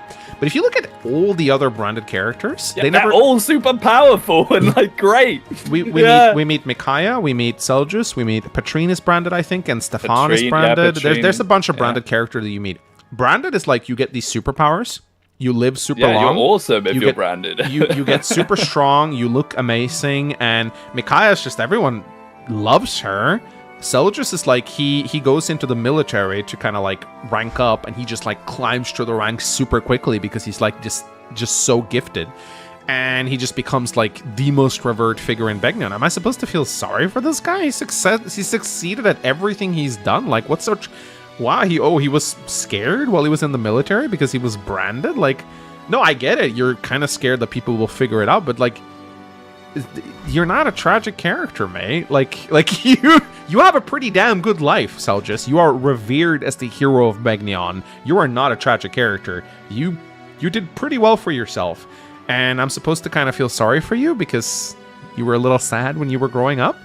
It's so weird. Like, Radiant Dawn cannot... Like, we need to see, for me to believe that being a branded is this death sentence, we need to see a lot more abuse poured down on the branded characters, except for Soren. Like, Micaiah should have rocks thrown at her in the street for being branded. Absolutely. Like this aspect needed to be pushed so much harder than it was. And 𝗙𝗪, yeah, I mean, like, bro, he has this, like, touchy-feely moment with Ike. Like, oh, 𝗙𝗪, you were my last team. Dude, he killed your dad. yeah, in cold blood too. Like, dude. From a purely gameplay perspective, the Black Knight in FE9 is pretty cool. He does give a threatening aura, and you go, oh my goodness, look at this, you know. Yeah, when he shows up, you piss yourself. You're like, whoa. Like, shows up on the map, you're like, whoa. Right? Can't fight this guy. Like I said earlier, I kind of wish they'd just done that with maybe Ashnard instead, and then that would have bigged Ashnard up as being this super threatening, scary guy. I don't know, man. It's just a weird choice narratively. So, like you said, Megs, it almost feels like being Laguz is worse than being branded in 𝗏𝗟's world. Oh yeah, like the Laguz, it is. It definitely is. People legit say like, "How am I gonna get my child the stuffed Laguz?" I was like, "Yo, that is messed up, bro." He's literally talking about like taxiderming another group of people. It's like as if I had a war with Norway. I was like, "How am I gonna get a stuffed Norwegian for my daughter?" Like, you know, get a little old Mangs taxed up in here. Like, you know, it's just it's messed up. And I never saw anybody say that about branded, but I think there is a line that somebody says that they feel worse because it's almost like they are ignored, like as if they don't even exist. Like the person is just like, we don't even want to acknowledge. Except if you're every branded person except for Soren, in which case you have a position of insane status and power. Is it maybe because Soren's mark is on his head? And like he can't hide it as well. Probably. And the other ones, they have it like on the arm or on their hand. Micaiah's is on her hand, I think. Yeah, she has. She just wears gloves. Like it's like, and 𝗙𝗪 just has it on his back, so he wears armor all the time. Like Petrine has it on her breast. Yeah, so she has her tits out for some reason. I know. She is constantly risking just one small slip, and there it is. Yeah, there it is. She's like, want to see why the branded are so special? Okay, this question has been asked a lot now, and I'm like legitimately confused because I don't know who this is. What do you think about 𝗏𝗄? Who's that? What? Do you guys know who this is? This is like a 𝗏𝗄𝗵𝗴 villain or something? All right, it's time to Google. Talking about 𝗏𝗵, is that echoes? 𝗏𝗄? It's Berwick Saga. Oh, Berwick Saga. Okay. We don't talk about hexagons here, mate. Sorry. Yeah, you gotta talk to Donlot for that one and the 3 other people who played the game. Yeah, sorry, I have not played Berwick Saga. Neither have I. I couldn't comment. Yeah. Yeah, don't know about it enough. Sorry, pal. All right. Thoughts on Raedric? He's just there, I guess. Like He is there for quite a while too. Yep. He is the one who... He's not the one who kills Leaf's parents, but he's the one who invades the castle after, like, Quan and Ethlyn dies. He lays siege to the castle, I think, and takes it over. So he's not really the one who killed Leaf's parents, but he's kind of the one who profiteered. I think he killed Kolf, who is Leaf's grandfather. I think he's the one who betrays... Yeah, he betrays King Kolf, who is Leaf's grandfather. There's, like, a battle over a river, and Kolf charges over, and then Raedric, like, orders his archers to shoot him in the back, and then he kind of takes over Castle Leinster. I think that's it is, if I remember my Tracia lore right. So he's just kind of like, he's this scheming but also cowardly baron. He's like, ooh, I love power, and ooh, I'm cowardly, I don't want to fight. So yeah, he's a villain, all right. He's there. Like, I think he's okay for the narrative of the story, right? He's just constantly trying to hide behind Veld, or like he just doesn't want to fight. Like you said, he's a coward. He's a coward. So it makes it that much more satisfying to kill him when the time finally comes. Yeah, unlike like Reinhardt. Like Reinhardt is like noble and powerful and all this. That beautiful segue. Magic is everything. Beautiful segue, Axum. So Reinhardt. Oh, look at that! Totally popular because of Heroes, right? Yeah, he was overwhelming in Hero. Yeah. So busted. So the game was how can you counter Reinhardt for a long time. Yeah, Reinhardt's popularity definitely stems from Heroes because like not that many people have played Tracia. But Reinhardt is like, he is actually a cool villain. I think he is one of the more challenging enemies that you fight in Tracia. I think I think actually out of all the bosses you fight in Tracia, I think Reinhardt is sort of the scariest. As scary as a Tracia boss can be, because you have a million ways to deal with him. Obviously, you can put him to sleep, you can, kill him with effective damage. Like, no boss in Tracia is truly terrifying, but Reinhardt is probably as terrifying as they get, I think, because he does have a lot of skills, like 𝗵𝗺 and stuff like that. As a character, though, he's kind of the he is the 𝗓𝗵𝗆 of Tracia. He is the sad guy. He's the honorable knight that you have to kill, and he's kind of in love with. I wish I could join you, but I just can't. Maybe in another life we could have been friends. Yeah, I can't join you. Why not? Because I can't join you. It's just like, but why not? Here's the problem with Reinhardt, though. Like, he's like 2 lines in the game, I think. He's barely present. People talk more about Reinhardt than Reinhardt talks about himself. Yes. You hear Kemph has like this big like rivalry with him, and we also learn that like he has a thing for Ishtar apparently, and Julius threatened to kill him over it. But we never actually. I would have liked to see some scenes between Ishtar and Reinhardt and Julius. I think I would have been nice to see it, other than just having people tell me it happened. Oh, Anthony BM donated $69 for Super Chat. This looks like the evolution of hair. It's funny because it goes. I now realize what he's saying. It's like bald. Yeah, I saw that. I didn't get it. Level more 1, hair, big beard. Level 1, level 50, level 99, right there.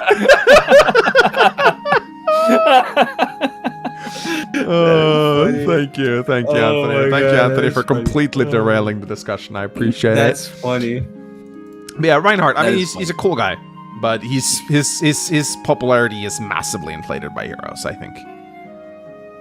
Man, he was good in Heroes. It was fun. It's fantastic, though. He destroyed the game. Magic was everything. Ooh. Arna McCullough donated $4.99. Opinions on Wallheart. He's so cool looking, and yet he kind of sucks as a villain. It makes me sad. He's imposing. Wallheart. I hate the Walmart section of Awakening so much. I agree. I feel like I feel like you could remove it from Awakening, and Awakening would just be improved in general. It has. Like, aside, we just learned later. He's to descend into Varm, which is a cool It's thing a filler arc. It's a literal filler arc. It is literally just a filler arc. They were just like, how can we talk about Valencia? I'm going to hit you with the actually argument right now. Oh, wow. Here we go. All right. So, the reason why Grima is so smart, too, is because he knew that one of the few armies that could contest against him was actually Wallhart's army, right? Wallhart's army. So what he did was he gave Crom the troops. That's why Valadar is like, yeah, we'll give you the boats. Like you can take the boats, but we're not going to give you a single soldier. But you can take the boats. And they do that. Yeah, there you go. Actually, he's right though. Axum is completely right on this. I forgot about that. Yeah. He gives him the boats so that he can go over there and fight Ryan and fight Walhart. Yeah. So that he can kill him. So that there's nothing that can stop Grima from actually taking over. Because that's the only arm. Like if both of them were to combine, they would be able to fight him off. Best part about he does that. Best part about that Grima's actions are the best part of the Valm arc. The rest of it is atrocious, though. It is like those maps. You don't like samurais in a volcano? That's not even You don't like fighting in a big empty field? I just it's a wide open map, 50 cavaliers all charging you at once, no terrain. It is just hell. It's one of the worst maps in the so good. And the tree. The tree. The Mia tree. Is that in that section? Yeah, it is. It is, yeah. I suppose it is. Yeah, because you unlock but speaking of villains, the best villain of all time is in the military. Cervantes? My glorious mustache. Cervantes the goat. He's something, all right. He's something, all right. Come on, he's fun. He's no different from like the Bandit Brothers or something. He's just a, It doesn't ruin the game that he's there, but I will say, like, I don't know. Would have been nice to have. My mustache is so lustrous. Yeah. Glorious. The Bandit Brothers are a national treasure, okay? I'll have you know.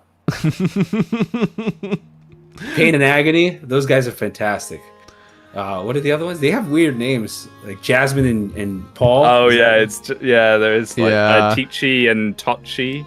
Tichy, Tochi, cool. Jasmine, Paul, Pain and Agony. Pain and Agony is hilarious because it draws from like the Hades thing. That's so funny.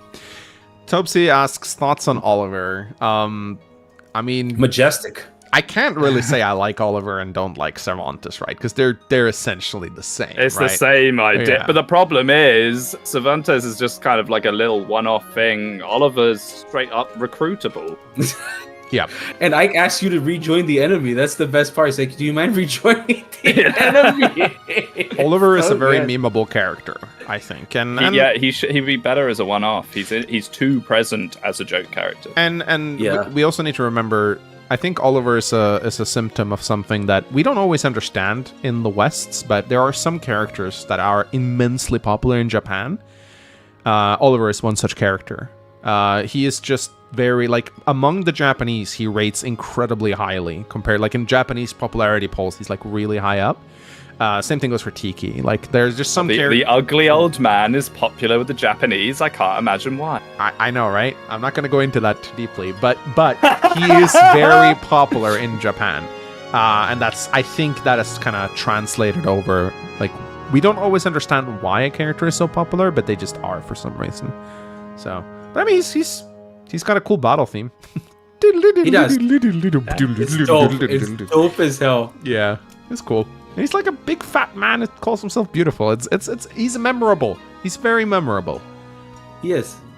And 𝗏𝗏𝗺 isn't really a universe where there's a lot of silly characters, so I think he stands out. 𝗏𝗏𝗺 takes itself pretty seriously compared to other Fire Emblem games. Too seriously, some would say. It does, yeah. Maybe I think the only one that is maybe Jedah and Duma are the only silly ones. But those are comedy characters. They're not even in FE10 but like they don't talk about them at all. Whereas in FE9 you have some conversations. There's like a base conversation or something. Yeah. Ace asks thoughts on Berkut. Fantastic addition to Echoes. Like really good. Oh yeah. Yes. Fantastically a great addition to Echoes. I think Berkut is probably, first of all, Ian Sinclair, that's his name, right? The voice actor. Yeah, did, that's like, him. Quite a performance. Do you know he's Bunei? I have no idea. He's Bunei, bro. Like when Bunei says, "I will devour you," it's actually the same. Bunei's voice acting is really good, actually. Like the lines may be silly, but the delivery of his lines is really. What's the matter, farm boy? It's him. I like Berkut a lot. I think he's very cool. I think his motivation is just to show you like what Alm would be if he was like full of pride. Like, right, he's personification of pride 100%. Like he even goes so far to sacrifice his own like beloved for power. Like that's how deep it goes for him. So I think he's a great addition. We get to see him really spiral, you know, to the point where he literally throws his own wife into the fire, which is a very tragic moment. But yeah, I feel kind of sorry for 𝗏𝗏 because I feel like he's kind of set up to fail, you know, like he rightfully believes that he is the next heir to the throne, and in just comes Alm, the chosen one, with the brand on his arm and the sword of destiny, and just kind of outshines him, right? Like I feel sorry for him because Alm is just so much the chosen one, and 𝗏𝗏's not, right? And like, I understand why 𝗏𝗏 doesn't want to play second fiddle to Alm, absolutely. Like, I get, like, he has this kind of like commoners suck attitude, which is easy to not like, you know, like he has this kind of like, oh, I'm better than you, which, you know, classic villain attitude to have. But I was like, yeah, I understand, like, what could 𝗏𝗏 really have done? Alm just comes in and he's just better, you know, like he's just the protagonist, and 𝗏𝗏 just has to step aside, you know, like I feel, again, I can't help but feel a little sorry for him at least, you know? Yeah, there is, I think the focus of that was to show, like, even though he had Rinea, so he had somebody that loved him basically unconditionally, he still, like, it wasn't enough. Like, you still wanted the power and like, it just goes to show, like, how far, what are you willing to give? And for him, it's his fault in character that he just can't let it go. Yeah, and like, again, he was told from early childhood that, yeah, you're going to be the next Emperor of 𝗏𝗏. This is going to be you. This is going to be your throne. He was told, you know, and then just yoink, snapped it away from him, you know? No. Exactly. Bamboozle. So honestly, I feel like Rudolph was kind of the asshole here, because he set 𝗏𝗏 up to fake. Rudolph knew Alm was going to become... Rudolph planned for Alm to become the Emperor all along, and yet he still filled 𝗏𝗏's heads with hopes. Maybe he intended for 𝗏𝗏 to kind of be the secondary plan if Alm should fail, like at least then 𝗏𝗏, but that's still not very nice to set 𝗏𝗏 up like that, I think. No. Rudolph kind of scummy. He is. So, yeah, I feel like 𝗏𝗏 is like, again, I don't excuse what he did, like throwing your own wife into a fire is not nice. Obviously, he is a villain, but he's more sympathetic than many other villains, I think. Thoughts also wants to know thoughts on Narshan.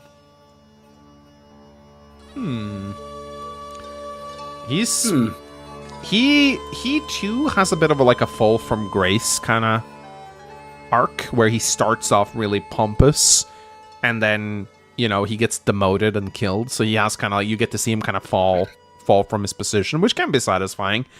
But like, one thing I hate about Narshan is how he constantly puts useless bosses in charge of jobs that he is given. It's like, hey there, level 3 armor knight with generic portrait. Yeah. Guard this throne for me while I go and play with chlorine. And then it's like, oh, the level 3 armor knight died. Oh shit. Okay. Level 4 cavalier, please guard this castle while I go over here. Oh, he failed. Oh shit. Let me go to the desert. Oh shit. You level 1 hero, guard this throne while I go somewhere. Like, it gets a little tiresome after a while. I feel like he's a meme. Like, I think he's just like constantly trying to escape like he wants to be in the position of power, but he doesn't want to do any of the work. And then when he finally does do the work, you just steal the Philly shield and kill him. Like, it's like that's like whatever. I don't know. That's fine though. I think that's fine as a villain. He's not a main villain or anything, is he? Right. He's just like he's basically a crony. I love his battle quote. I am handsome, I am strong, and I am right always. That's a good battle quote right there. I don't know how faithful it is to the Japanese script. It might be a fan translation thing, but that's a memorable battle quote for me, at least. I think he's okay. Yeah, he works. Again, I feel like I would have liked to see more.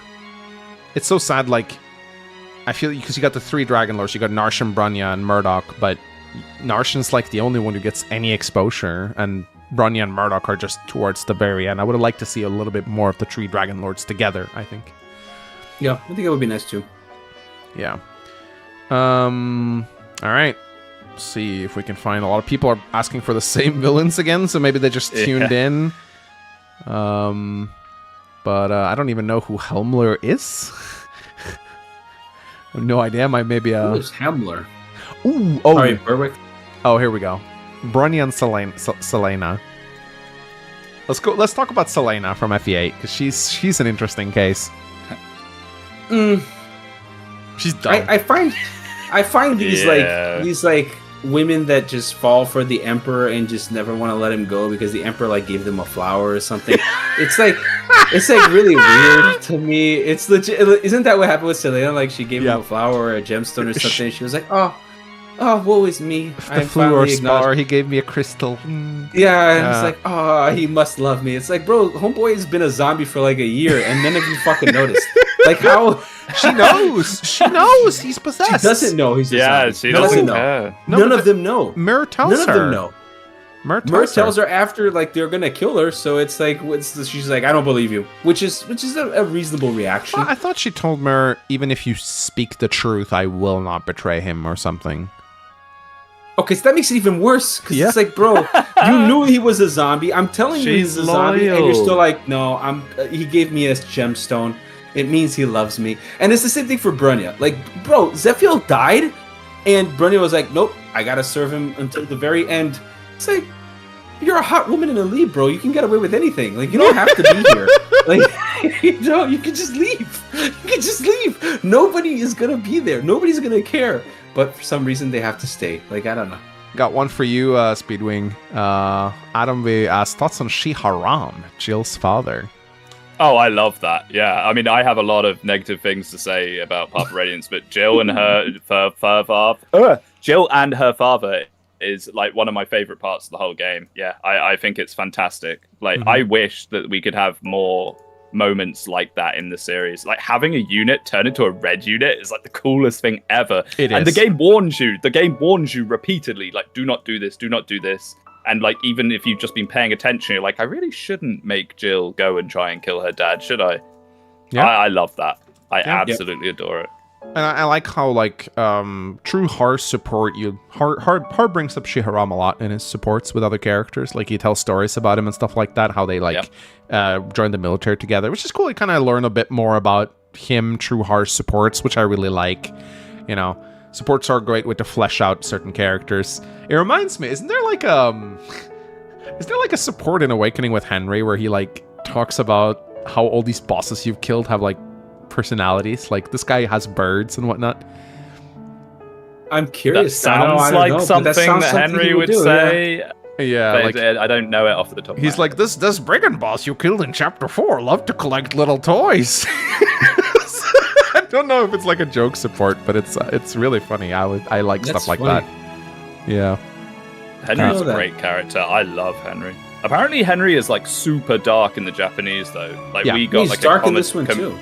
No, I know, but we got like a comedic spin. In the Japanese, he's just like serial killer. You know? Oh, okay. Yeah, that's what I've heard anyway. I could be wrong. Nintendo has thoughts on Idun. I think her story is tragic. 𝗏𝗆 fight fits the narrative as she is broken. I should have just made her better, man. And emotionless against the sword that is stated to bend reality. First of all, Nintendo, I think you give the writers of FE6 way too much credit for that. They just didn't know how to balance the boss fight. I like that we can find meaning in how easy she is, but that's definitely not intentional, I think. They just fucked up. But yeah, no, Idun is very tragic. She is, like, basically just a victim, I guess. She was just kind of abused and, you know, they broke her and, like, forced her to create war dragons for the war. It's really sad, yeah. It is. Yeah. It's sad, but it's also sad how she basically has no plot relevance at all and just only kind of appears at the end. It's like, this is Idun, now you care about her. She's like, one scene, I think, in the game before. But the thing, I think she's more of a tool to show you Roy's resolve. To, like, it actually, I think it's just there to characterize Roy as a better person, which is weird because the whole game they didn't characterize him at all. But now at the end, they're like, we're going to give you some personality. And it's like, I think that's the only reason she's there, because she could not exist. It could be just some random machine that does this, and it would be the same. And you just have to kill the machine, and it would have worked. Like, right? Same thing. Yeah. A dragon gate that's just open, and you just close the gate. Oh, yeah. She looks super cool, though. She looks. She's one of my favorite GBA sprites of all. She is the only boss, to my knowledge, in Fire Emblem with 3 to 4 different attack animations that are not different weapons. She has different dodge and attack animations depending on when you attack her. So cool. They've never done that for any other boss in Fire Emblem, and it's so shame because you just one-shot her, so you'll never see them.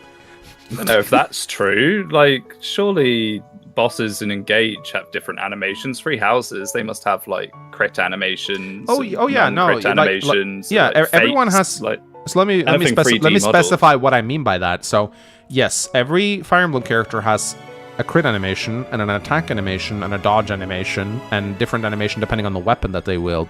Idun has, with the same attack, 4 different attack animations. She can either hit with her tail, her breath, yeah, she does that thing bites, with or she slashes with her wings. Yeah. This is the only... I don't think any other character in Fire Emblem has ever gotten multiple different animations with the same weapon. I don't... I might be wrong, but I don't think so. Yeah, people want to know about Jedah and Duma. They're evil! Jedah's just Garneth and Duma's just... I mean... He just went insane, bro. Like, I don't know what to say. Yeah. Duma is the classic, we need generation strategies to work or whatever, like, right? And Jedah is just, I worship this guy, so... Yep. So I guess he must be right, and we're gonna go with whatever he says. I don't know. They're not the best. They're incredibly basic. The Dark incredibly Priests basic. in Fire Emblem are my least favorite villains. I You mean you no. don't like Veld? What do you mean, bro? They're all the What do you mean? same. Veld is the best character. Like, look at all the relevance that Veld is. Look at how incredible he is as a boss fight. Look at how impactful to the story he is. Such a cool theme, though. It is a cool theme. Only to get one rounded by Sed, but okay. But still, like, it's you know, Veld is so cool, man. Like, so well written. I think the problem is because Garneth was so interesting. Garneth genuinely is interesting. And then they just were like, let's do this again and again and again. Kaga recycles his plot so much. Every Kaga game has the same themes, the same archetypes. Kaga is not a very original man. Or he changes. Don't say that. That's the it. pitchforks are rising up. All the 15 Kaga fan players are going to come out and really rile up in these comment sections right now. How many Kaga games can you find where a roguish swashbuckler type is like together with the priestess? Every single fucking one of them. How many Kaga games do you have 4 sisters who are somehow like involved in some kind of ritual to revive a dark god? How many times is there a little... It's tropes. People like the tropes. An underage dancer who is jailed by perverted men. Like Kaga repeats the same tropes in every single one of his games. And again, like, I understand he likes to tell the same themes and the same stories, but man, like, once you kind of start to tear it apart, like, it is everywhere. Let's see. Let's try and find some good ones here. Somebody did ask a good question. I saw it in chat. Yeah? Asked it again right now. I think it was Untendoed. Asked about Rhea. Oh yeah, we have not talked about Rhea at all, have we? Sure. All right. You wanna? Yeah, you're the Tree Houses guy. Yeah. I want to say something about Rhea. I want to say something about Rhea because I've been waiting to say this for a long time. Okay? I'm gonna give you a story. I'm gonna tell you a narrative here. Wow. I want you to imagine tomorrow that Norway is you're a Norwegian. You live in Norway and you decide to go over to England, which is like, and England is a lesser civilization in this. Agree. Okay, just no, not out of like fights, but just imagine the Norwegians are slightly more enlightened than you. They come over to England, and you decide to give them a bunch of stuff. Like you give them technology, you give them like. Oh, you're talking about the alien Nabatean nonsense. You give them like technology. You give them like peace. You tell people all about this, like civilization. And the British are finally they're finally getting it. They're like, oh yeah, we're doing great. But some Brits, they still live underground. They don't really like this. So those Brits decide that like, yo, what if like we don't just accept all these gifts and instead we kill Mangs' mother, who is like the leader of these the Norwegians that came over to visit us. So they go and they kill your mom in your sleep. Not satisfied, they figure out like, bro, if we like bind with their blood, we gonna get OP powers. Even better, why don't we fashion a weapon out of Mang's mom's spine and use that against the rest of the Norwegians? So this is the best story in Fire Emblem, according to many people. Wow. So the British are like, they're raving, right? The Brits are like, bro, wait a minute. We can kill the Norwegians, and not only that, we can actually take their corpses and use them as weapons against the other Norwegians. So you Mangs, you look at this, and now suddenly you came as a force of good to this country, and people are literally using your family's corpses as weapons against you. Are you telling me that you're gonna sit there and be like, yeah, bro, we should totally let the Brits do whatever the fuck they want? No, You should. no, you're not. You're gonna be like, let's not do this at all. Let's completely rewrite history because the Brits are fucking insane, bro. They're insane. And as we've just pointed out, the Brits have nukes, bro, and they can even use them. I forgot about the nukes. I forgot about the Argarthian nukes. We cannot have the nukes, bro. So Rhea obviously goes like, bro, no, we can't have this. So she rewrites history, which makes absolute sense. And then imagine 1,000 years later, some fucking Brit comes up and says we gotta eradicate the Nabateans. You'd be like, no, we've done this. No, we're not doing this again. Of course it makes sense that Rhea would be the way she is. She literally saw everybody she knows died, and they used their corpses as weapons. It's insane to me that somebody would sit there and be like, no, Rhea's at fault here. Like, totally kind of messed up. It's nuts. How does that make sense to any of you? Like, if you're in chat right now and you're saying, like, Rhea kind of messed up, I think you need to take a quick look and realize what actually happened here. Because that's crazy, bro. It's crazy. It doesn't make sense to me. Like, I can't see Rhea as a villain. I can't. I just can't. I'm sorry. I'm very confused right now, but I think I understand what. Yeah, that's. Wow. He just said the plot of Three Houses. Yeah. Like, you know, if you say Three Houses is a good Fire Emblem story, that's what you like. You like aliens with nukes and bone weapons. That's all it is, I just remember now when they nuke the city. Like I just remember that. I forgot about the nuke. But I remembered it now when you told. They do nuke a city, and like they nuke a city. I think of their own people, by the way. Yeah. So like, it just goes to show how crazy those Brits are, bro. Like they'll even nuke their own people. They're like, I don't care, we lose, but everybody loses, and they nuke their own people, and it's nuts. It's crazy. It doesn't make any sense to me. It really doesn't. So I kind of get where Rhea is coming from. I don't think Rhea is a villain. I don't even think Rhea is a villain in the 𝗏𝗏𝗏 route. I think she's just trying to fight for survival. I think I do think she gets a little bit overboard when she burns her own town or whatever in 𝗏𝗏𝗏. But like, bro, at that point you're kind of like you kind of backed into a corner. They literally are giving you no quarter. They're saying they're gonna exterminate you. You have no choice. Like this is not Sun Tzu Art of War, all right? Like they have thrown that book out. They are just gonna kill you. You gotta do whatever you gotta do. Like I get it. So I don't think Rhea is actually that bad. Man, I'm just like, the more I hear about Three Houses lore, the more I'm thinking maybe the Argarthians should just not have been a thing. Yeah. That was my take on it, to be fair. Because Three Houses is supposed to be this nuanced, like, gray, like, oh, everyone's kind of to blame. Oh, the society is bad we live in. And, you know, everyone can be good or evil depending on the... And then they just introduce, like, a bunch of, like, mole people living underground who's, like, all evil. Aliens birthed from a goddess. It's like I feel like they detract from the whole theme of the game, which is that, you know, depending on your route, everyone can be good or evil. Except for those guys, they're just evil. Yeah, they're just bad, bro. And I will say, they just suck. I hate it when, I don't know if Three Houses ever does this, but like, I think a good comparison to the Argarthians are the Lepturians from FE4. They're definitely in the same vein. I absolutely fucking hate it, man, when all you get exposed to are just these evil hooded priests, and you get told, oh, actually, they're really sorry that they had to live underground, and they're actually very good. Like, Lewin has this, like when he rants to Seliph, like, don't see the world in black and white, Seliph. It's a lot more complicated than that. Well, the writers sure as hell didn't seem to think that when they showed me every scene of these guys being evil. So, you know, like, I hate it when Fire Emblem does that. It's like, actually, it's moral and shades of gray when you only show the evil. Like, show me some of the gray then. Don't just tell me about it. And then they tell you, like, oh, they had child hunts, but it's for the greater good. Of who? Of who? Who is this greater good, bro? Who are you doing this for? Yeah, but our grades are good. It doesn't make any sense. I don't know, man. It's crazy. But that's Three Houses for you. Oh boy, thoughts on the biggest villain of FE9, Makala. He's the hero. My hero. I love Makala. I think we already talked about this during the Path of Radiant retrospective. He's great. We did. He's great. I like He was Michalis my too. favorite character. He's and great. Still is. Fire Emblem needs more characters like. You want to talk about Shades of Grey? Like There you go. Makilos a great character. Really great. He's not all bad. He's not all good. He's He tons actually of has fun. some depth to him. He's not just like, I love training. I love my lord. I love eating food. Yeah. He definitely has some debt to him, for sure. For sure.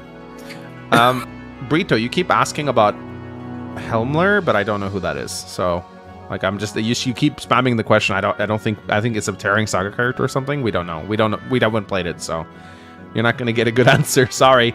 Anankos is an interesting one though. Although, is it really? An Ankos is cool. Yeah, an Ankos is cool. Wait a minute. If you Hayward like is actually a FE4, Fire you Emblem like an character. Ankos. Okay. Because an Ankos is just FE4 again. Didn't he just in a go way. insane though? He's one of the 12 dragons that had each a crusader to represent them that they gave special powers to, and then had a bloodline from. Okay. But yeah, and Ankos does go a bit crazy. He is kind of insane. But no, I like an Ankos. I mean, he's goofy. You have to kind of dig for it, and you have to go into the DLC for it. The basketball dragon is a very good way to describe But the him. Yeah. basketball dragon. Yeah, and I appreciate that they tried to make his. We've talked about the Anankos fight before. It's like it's far from perfect, but it's an attempt at least. It's pretty cool. It's It's pretty cool. I think the Rev and Ankos fight is more interesting than most boss fights in Fire Emblem. It is Yep. interesting. Far more interesting. I don't know if you guys know this, but like I think I spoke to this about to one of you guys. How many? You know how many dragons there are in Fate's Land? What, alive still? No, It's that like- just exist in the lore. Mm. Well, it was 12 originally. It's 12. And Yeah. how many Crusaders are there? Yeah, 12. and they each had a crusader. They each had a crusader. So, like, how the dragon veins work is the dragon veins are a gift from one of the dragons on that bloodline. Oh. And then, like, based on which dragon bloodline you had, you got a different thing. But you don't really see many of the other ones. Like, What I'm saying Rinka, is that- I did a video about this the other day. Rinka's tribe worshipped the fire dragon, who Yeah. was one of the original 12. Yeah, it's almost like they cut away a lot of content for the story of Fates who was supposed to be But in what there. What I'm trying to I allude don't is, think what so. if It's just those- there if you actually look for it, which you don't. And then you say What it's if bad and those- stinky. What if those 12 are the same 12? Oh, like Is the it- same. Ah. Because you never know no, wait a minute. You never know the name of They the never Crusaders. name them, yeah. So it The could dragons. Be, They name the Crusaders It could be Loctus and stuff, and it's just this is the story of some Yeah. of the other ones. But They never name the dragons. They just call them they call them by the people. Like I don't think, except for like they Forseti ever, and like a couple of them, but yeah, I don't think they really give you enough in Fates to properly draw that line. It's a nice headcanon. I like the concept of it. I mean, why can't one of the 12 dragons in Fates be Forseti? He just never bound with anybody. Or Naga. They don't know. They don't say anything. We only know 4. The fire, the sun, the dark one, and Anankos. Oh, and the sage. Fuck That's is like that? the golden Rainbow sage. Sage is a dragon. Rainbow I guess he Sage, is. that's it. He is. He's It's a Yeah, he is, rainbow yeah. dragon. he's not Yeah. just anyone. He's one of the 12, bro. Mm. Yeah, he's super powerful. And I'm then the rainbow ship. Blah. Yeah, he just dies. He just spits fucking rainbows out. He just kind of dies.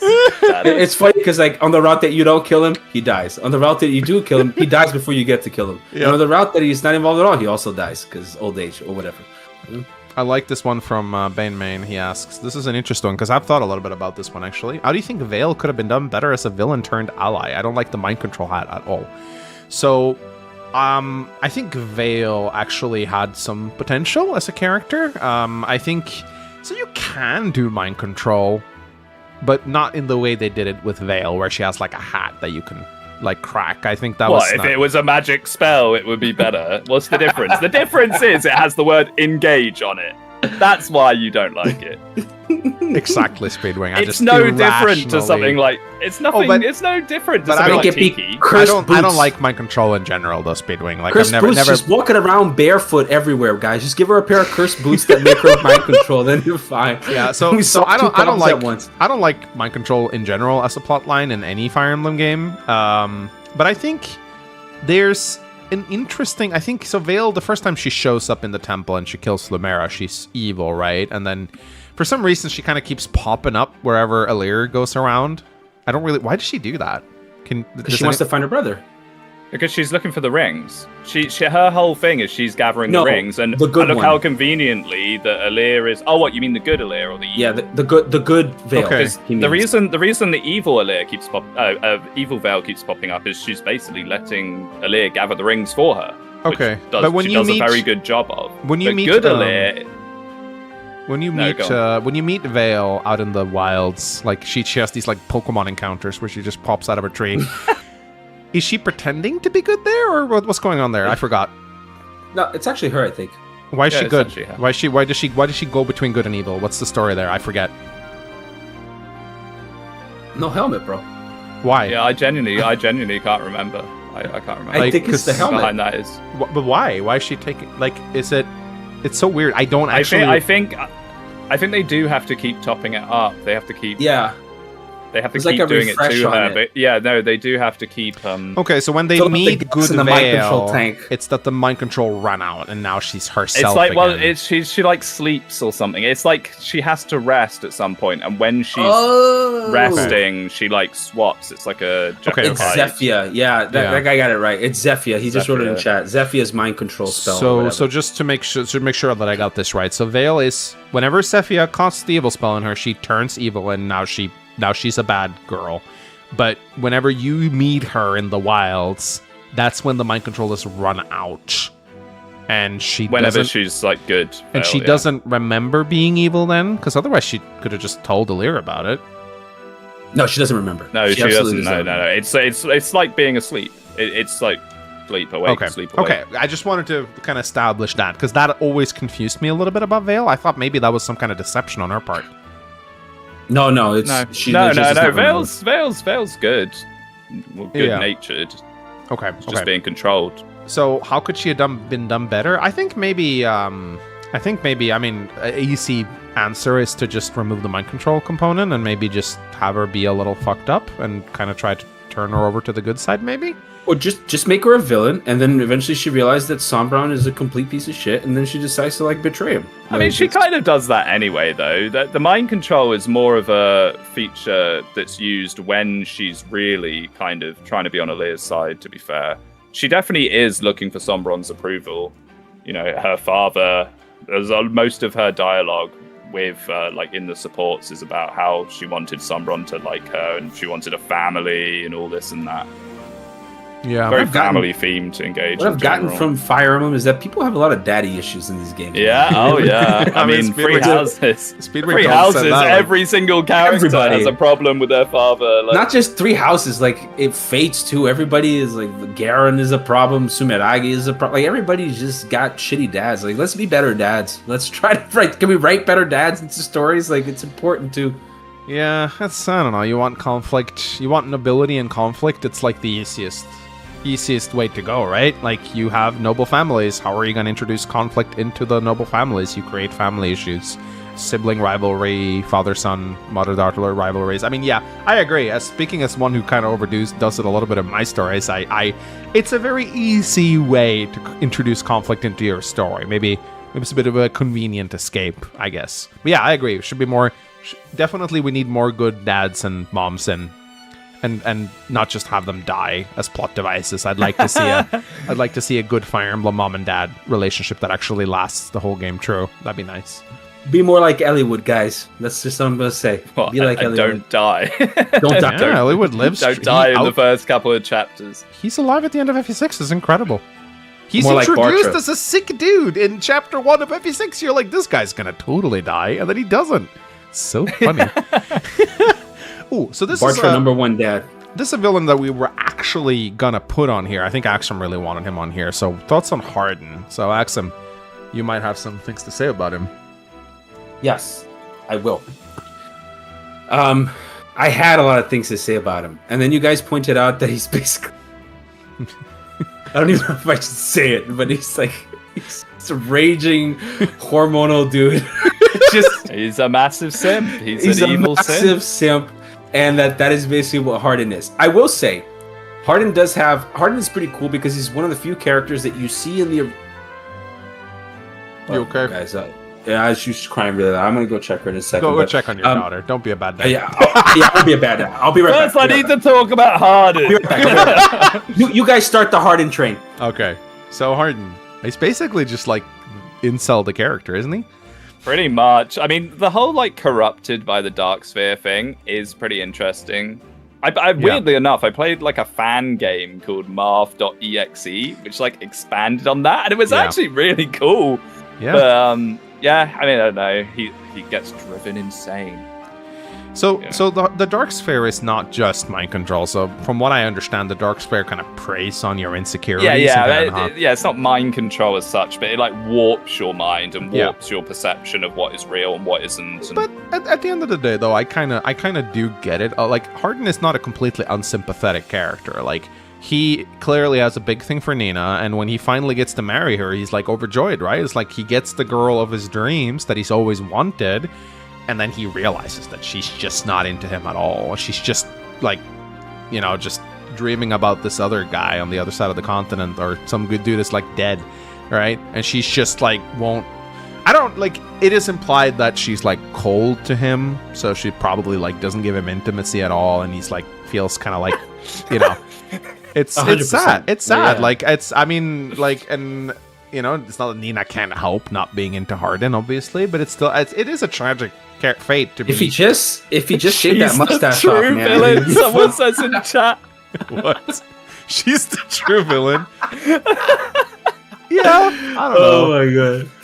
I do think Harden is interesting though, because first of all, like what a boss, like right, phenomenal stats. Like his theme is sick. His red armor is sick. Like everything about Harden just speaks like really fucking badass, dude. And then, but he has this problem with Nina. I like Harden. I think he was manipulated by Garnet, but what I really like about him is when he dies, he kind of like reverts back and he says something to Martha. I don't remember what he says, but he says some line that's pretty good to Martha about like how he finally sees it and he feels bad for everything. Tell Nina that he always loved him, which is dope. I think Harden is just like he was a hero in his timeline, because he also said he like was the kingdom of another king, another region there too. He's right? the Prince of 𝗿𝗏𝗺, the brother, one of those little smaller nations that are next to Nina's. I think, if I remember correctly. So yeah, I like him. I think he's good. 𝗏𝗺 donated $2, so Harden's got a hard on for the ladies. Oh, dick jokes. No, I think he's a okay villain. I don't mind the 𝗏𝗺 being introduced as kind of like a plot device, because it's implied that it kind of already, like, it just enhances what's already there, implying that Harden may have ended up going maybe not that evil, but he would have maybe become evil in time. So I think it's cool, and really cool design and all, and kind of interesting how you kind of take a playable character from the first game and make him a boss of the second. I think that's actually kind of cool. Fun. That's really cool. Really cool. Harden is definitely a unit that you will probably use if you play through either Shadow Dragon or FE1, because he's a good unit. Like, he's a step above the rest of the cabs, so he's a unit you're very likely to have used if you play through the first game. So you'll definitely feel something when you. I know I used him when I played on the cartridge. I used Harden. So I was like, oh, cool, I remember that guy. Oh, he's a boss now. That's sad. It's a big what the fuck moment when you see him for the first time. Like, you see Harden, and he's like evil with red glowing eyes, and you're like, whoa, he's got like 20. He's got 20 in every stat. I was like, what the hell happened here? He's just busted. Yeah. And you're like, where did the turban go? He just decided to take it off for whatever reason. It's badass. I like Harden a lot. Yeah, this one's good. Thoughts on Ishtar? What they're gonna do with her if they do a remake? You'll be able to marry her. Yeah. You'll be able to touch her face in the castle. You'll be able to have babies with her. Yeah, she's another one of those villains where they're kind of like, oh, she's redeemed now at the end, and it's like, is she though? Like, I don't know. So Ishtar is interesting because it isn't like she is clearly working against Julius behind the scenes. She is evacuating children away, and that's like, Julius is pretty big on the kids. He wants the kids, right? So the fact that she's like sneaking children out behind his back means that she definitely was working against him, but she doesn't challenge him at all whenever they have a scene together. He just walks all over her. But can you really blame her though? He's like a demon child. It's like, what are you gonna do? Talk back to him? I think Ishtar did what she could with the situation, with the cards that she was dealt. You can't really like Julius does seem like the guy who will kill you for speaking out against you. So I think she did a good thing by like, just kind of going along and being like, yes, my dear, and then like working behind his back to save as many kids as possible. I think it's the best thing she could have done. Maybe. I mean, she could have just joined Selef's army. Yeah. Like, I mean, yeah, pretty much. And like, she could have been like, "Yo, yeah, she's some space there." Like, you know, I'm willing to join. She has this like big dumb moment at the end of like the last chapter where her mother has died, and she's the only like Freech left, and then Julius is like your family kind of sucks, Ishtar, and she's like, well, I must go avenge them, and he's like, why? And she's like, well, I must. I'm a Freech noble. I must avenge them. And Julius is kind of like, okay, this is kind of weird. You do that then. Yeah, you go. Yeah, he's like, and that's Whatever. the moment when I first played it. I was like, oh, she's gonna come join him. That's when I saw that first. I was like, she's lying to him to get out of the castle so I can go and talk to her. And then I was like, oh, I can't wait to recruit Ishtar. Okay, can Selef talk to her? No. Can Aris talk to her? No. Can he talk to her? No. I was like, no one can talk to this bitch. I was like, really? Did I like miss out on a character or something? And I was like, no, you just have to kill her. And I remember being a bit dumbfounded by like, why? Why would you do that? Why would you throw your life away like that, Ishtar? Like, you know, like it's weird. Because I just can't. You know, I guess she loved her family, even though they're a bunch of reasons. I just can't join it, no matter what you say. All the Phrygias are massive assholes. Like, listen, Elise must die in order for Nor to survive. Okay, like she just must. No matter what you say, she has to die. It doesn't make sense. Some things don't make sense. Yeah, she did like her. Yeah, her brother is. I think it is implied that she had a somewhat Ishtar. relationship with Ishtar. So it's implied that she's like overcome by grief that her entire family is dead. That is understandable. Like, yeah, they may be pricks, but they're still her family. I get why she just kind of wanted to go out and die at the end there, but it just feels weird. Like why? Why not just like, if you really are the good person you say you are, you should have just like joined Selef at that point and tried to save the kids, you know? So yeah, she's again, yeah. Spitting Stride is they're gonna do interesting things with her in the remake if it ever comes out. And the guaranteed remake coming very soon. There's been big reveals, reliable big hints. source. Reliable source. Boy. Then you can have a children with her, and that child would be named Ishtaga. It's like, you know, like the Final Fantasy ones, like Firaga, whatever. So Ishtar, Ishtaga, and then you get the evolutions. Like, you know, keep on going. This is Don that asks, thoughts on Radiant Dawn Ludwig. This is actually an interesting one because I think Ludwig actually has some potential as a character in the plot. He's the one who rebels against Alincia, because Alincia has no experience, which I actually think is kind of a sympathetic point. Like, yeah, she's just she has no experience, she's naive, and they're piss scared because the son of Ashnard has just assumed the throne in Dane. And they just got ravaged by Danes, and Alincia's doesn't want to do anything about it. So Ludwig actually has some sympathy. Like, it's understandable why he was like, nah, we're not gonna sit here and let this stupid girl who her father wrecked our nation. Like, no, I'm good. We're gonna take over. I think he has some validity to him. I think he does up until the point that the rebellion starts and everything. I don't know. I'm thinking about it. If I was in his shoes, would I capture Lucia? I probably would. I probably would capture Lucia. I probably would do the exact same things that he did if I wanted to come into power. There you go. He's not a villain at all. He's not. Maybe he's onto something here. Maybe the Nabateans shouldn't be allowed to reform. You know, that's or not the Agarthans shouldn't be allowed to reform, which was kind of the idea that I think he's trying to pose there. Right? These guys came in and started a war on our land, and you're suddenly going to be like, yeah, you can reform. It's cool. I don't think so. So yeah, you might be onto something. So Pogmas, did Ludwig have extra dialogue in the Japanese version of Radiant Dawn? Everyone did. Because there are two scripts for Radiant Dawn. There is one extended script and one simplified script. And in the Japanese version of Radiant Dawn, you can choose which one you want to get. And the extended script has just more dialogue in it. In the localized version, They just localized the simple version. So we've never seen the extended script of Radiant Dawn. Now, people like to make it up like this is like the holy grail of Fire Emblem. Like, oh, if you only played This'll fix everything! I don't think the extended script is gonna fix Radiant Dawn's plot holes. Chances are... By the way, there were 3 more blood packs that you didn't know about. I think all the extended script does is just flesh out certain scenes, give a bit more dialogue to each of the characters. I don't think it fixes plot holes. So if you're looking for that thing to save Radiant Dawn, I think you're on copium, my friend. But it is true. In the Japanese version, it is a bit more extensive, and there is a person, it's not Vicious Soul, there is someone who has worked like for 2 years now on a translation patch where they want to translate the extended script of Radiant Dawn into English. I haven't heard anything in a while, so I think the project might be progressing very slowly, maybe even stopped. But I do check in on it from time to time. I'm like, okay, has this person gotten any further? Because I'd like to see that. It'd be cool to see. Yeah, I kind of want to learn Japanese too, Astra. So I think we're gonna do. How many more questions do you guys want to do? What are you feeling? We're over 3 hours. Yeah, we'll do 2 more. Yeah, my daughter's like checking out. So 1 or 2. We'll do 2 more. Okay, so give us some good ones, guys. Like, don't fucking ask about 𝗏𝗏𝗏𝗏. Come on. Like, we already did Jarod, Darius. We did Jarod already. Kemph, nah, boring. Let's do a good one. Come on.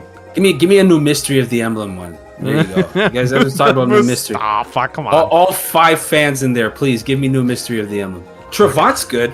You want to do Hey, 𝗏𝗏𝗏? Mustafa's great, isn't he? Isn't Mustafa the guy from Awakening? Yeah.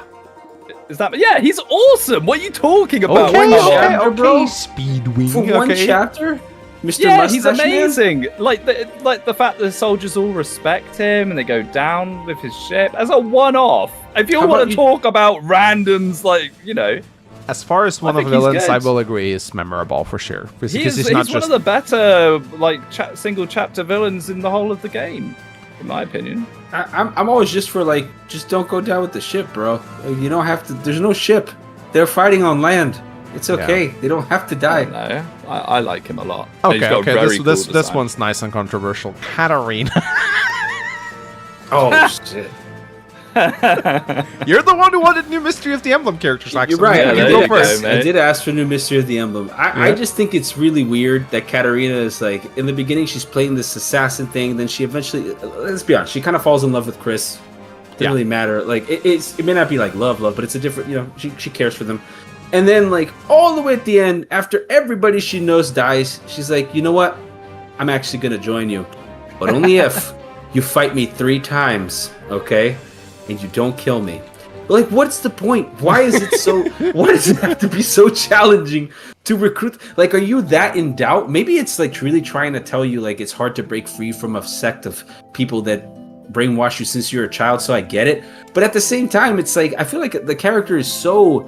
It's really difficult to expand upon Katarina because it's really just tough to get to her because she's a difficult character to recruit. That whole it's all side plot. That whole orphanage side plot thing that they've tacked on New Mystery is really weird, man. Also, also because of Garnet. That's also because of Garnet. Yeah. No, I'm okay with Garnet being behind it. It just, I don't know, that whole side plot just feels so tacked on. It's like an anime filler arc that just plays between the chapters, you know? It's like, yeah, actually, there's this, like, I kind of like the concept of it. There's like this evil orphanage that raises killers. If done right, it could be kind of cool, but there's just something kind of cheesy and weird about it that I don't like. It just feels like it doesn't belong in the story. It's so detached from the main plot. Well, it doesn't. She was added in New Mystery. Yeah, exactly. It feels like a filler arc. It does. All right, last villain. Let's make it a good one, guys. Make it a good one. Let's see. Gomez, no. Avatars. No one said Gazak. 4 hours. Epic let's villain. not end on 4 hours, guys. Like 4 hours are cool. Claude, is he even a villain? I don't think so. Let's see. Come on, good one. Marbled. He said bad things about Rinka. That makes him the most villainous of all.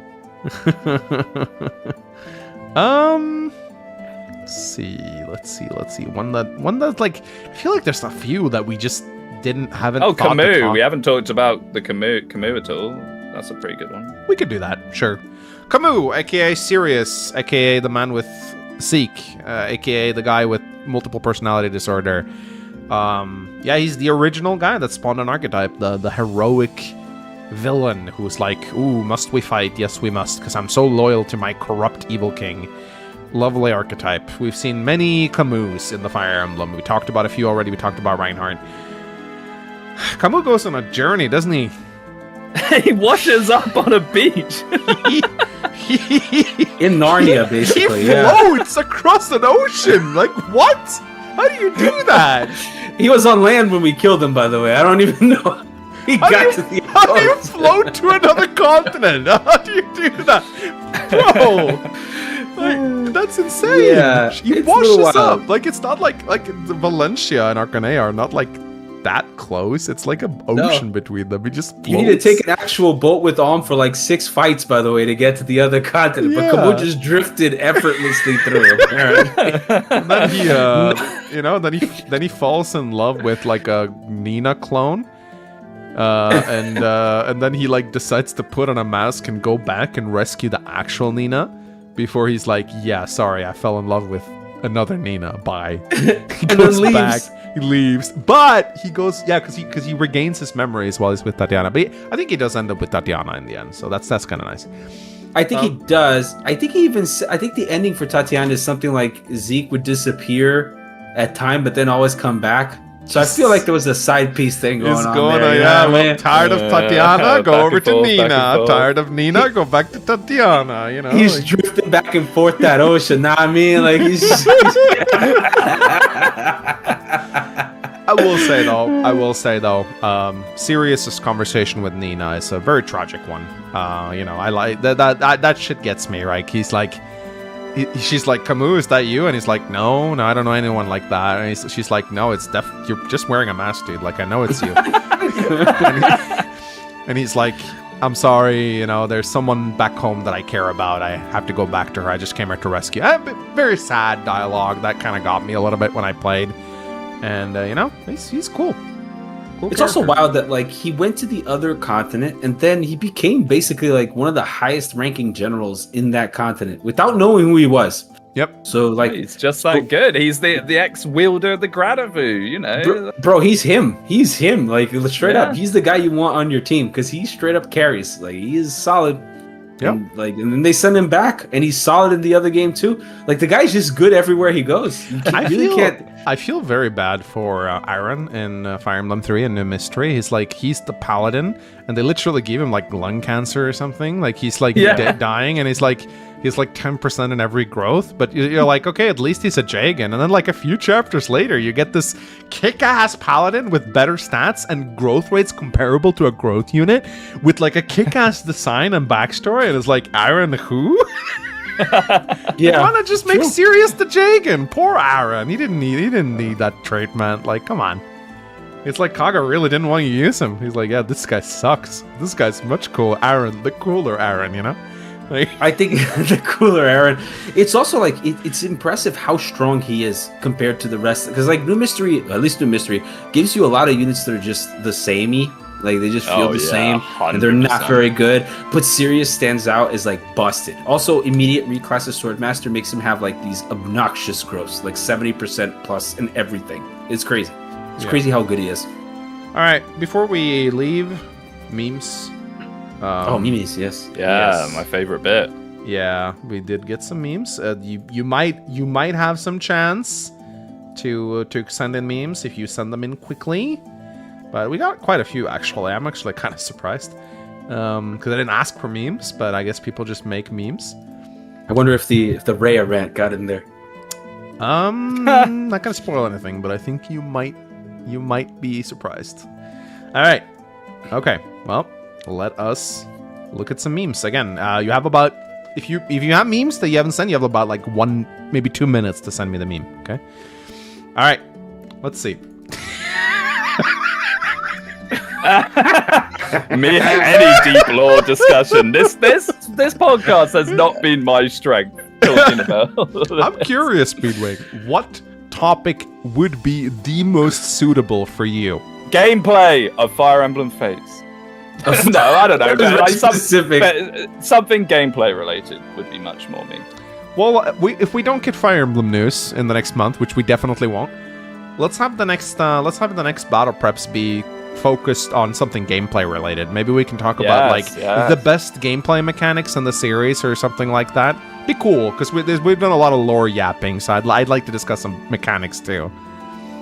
And then finally, Speedwing may smile a little. Never.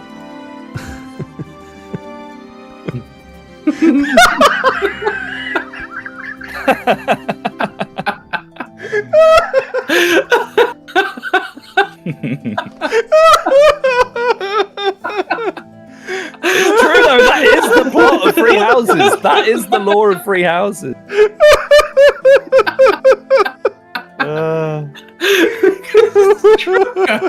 That's legit what it is. Like, I know. It's literally that. It's worse. If anything, you go even more in depth about like the magic blood that they like put into them, and like all that stuff about like putting the god's heart into someone's chest and all that. Crazy, bro. It's crazy. That's exactly what it is.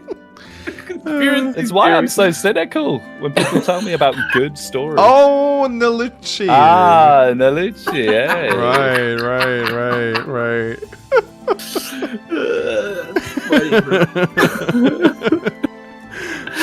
Oh, that's good. Oh, I'm crying a little bit.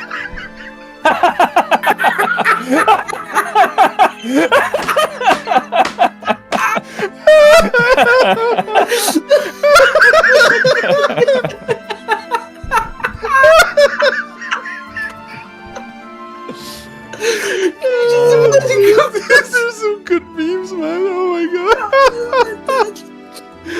Oh my god. Oh wow. That's oh my god. I can imagine him doing that too. Like, you know, I imagine the mask and everything is floating in the water. just floating around. Oh my god. Oh, let's see. Okay. Let's see. Are you ready to be kidnapped? No. He does do that. He shows up and says, I'm gonna take pills, and then he just doesn't. It's so weird. Why does he do that? We don't need to bring him. It's okay. He's insane. He's crazy. I guess so. Yeah, he's just crazy. Oh my god. All right, let's see. We got oh.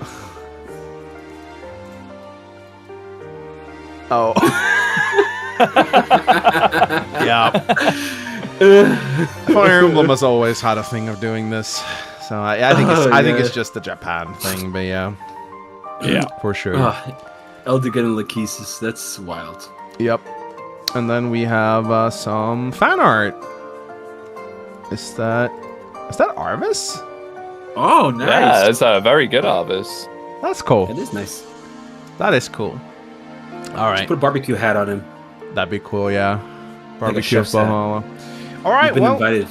I hope you guys are satisfied. We did like, I think like over half the show was just us answering questions from chat now. So I hope that was okay with you guys. You always tell us you want more Q&A. So I really tried to make that be like the most of the show this time around. So I hope you guys like that. And yeah, if we get Fire Emblem, if we get anything, you can expect like we'll try to get together and do like a quick episode to like cover whatever trailer or whatever. I mean, who knows? Could be a year until we hear something. Could be tomorrow. No one fucking knows. Don't say that. Don't say a year. Come on now. No Positivity. All we have are reliable. Positive like me. All we have are Speedwing character arc, man. He's gone from being the negative Brit to the positive Brit. But if we get something, you can expect that. Oh, one last one came in. One last one came in. One last meme. What the fuck is this? What's that meme? What is this, bro? Oh, because Zephiel is like with these people always. Oh, I the guess. dad. I guess so. Yeah. Well, very wholesome. Thank you, guys. But yes, as I said, if we get any news, impromptu episode is going to come out quickly. If not, we'll talk about something gameplay related for Speedwing's sake next time. Leave it in the comment section. What kind of gameplay discussions would you like to have? Would you like us to like discuss mechanics through the games? Would you like us to talk about like our favorite gameplay mechanics? Anything at all, just leave it in the comments below. Or like unit discussion or something. So something that's not just like, yeah, I read this in the in-game library. Yeah, it'd be cool if we could like discuss like worst or best units or like underrated units, something like that. I think would be actually really cool. Like underrated units, I think would be an interesting topic. Yeah, I think. Yeah. So yeah. Anyway, thank you so much for joining me, Speedwing. Axum, always have fun yapping with you guys. And there is one thing I have to show, otherwise people are gonna get very, very mad. So let's see. There we go. There we go. Here you go. Here's the. Wait, what? Here's the top 10. Oh. There you go. Anthony, Norian Guy, Noel, thank you for being the top 3. And everyone else. So yeah, I'm going to show all of you. And then we're going to make fun of number 50. Brandon Williams, you are the least. Wow. You're number 50. He shows up to 50. I know. Give him a break. But thank you guys. Thank you for your support. I appreciate it. And yeah, we'll see you guys next time. Another episode of Battle Preps. Take care. Good night. Bye-bye.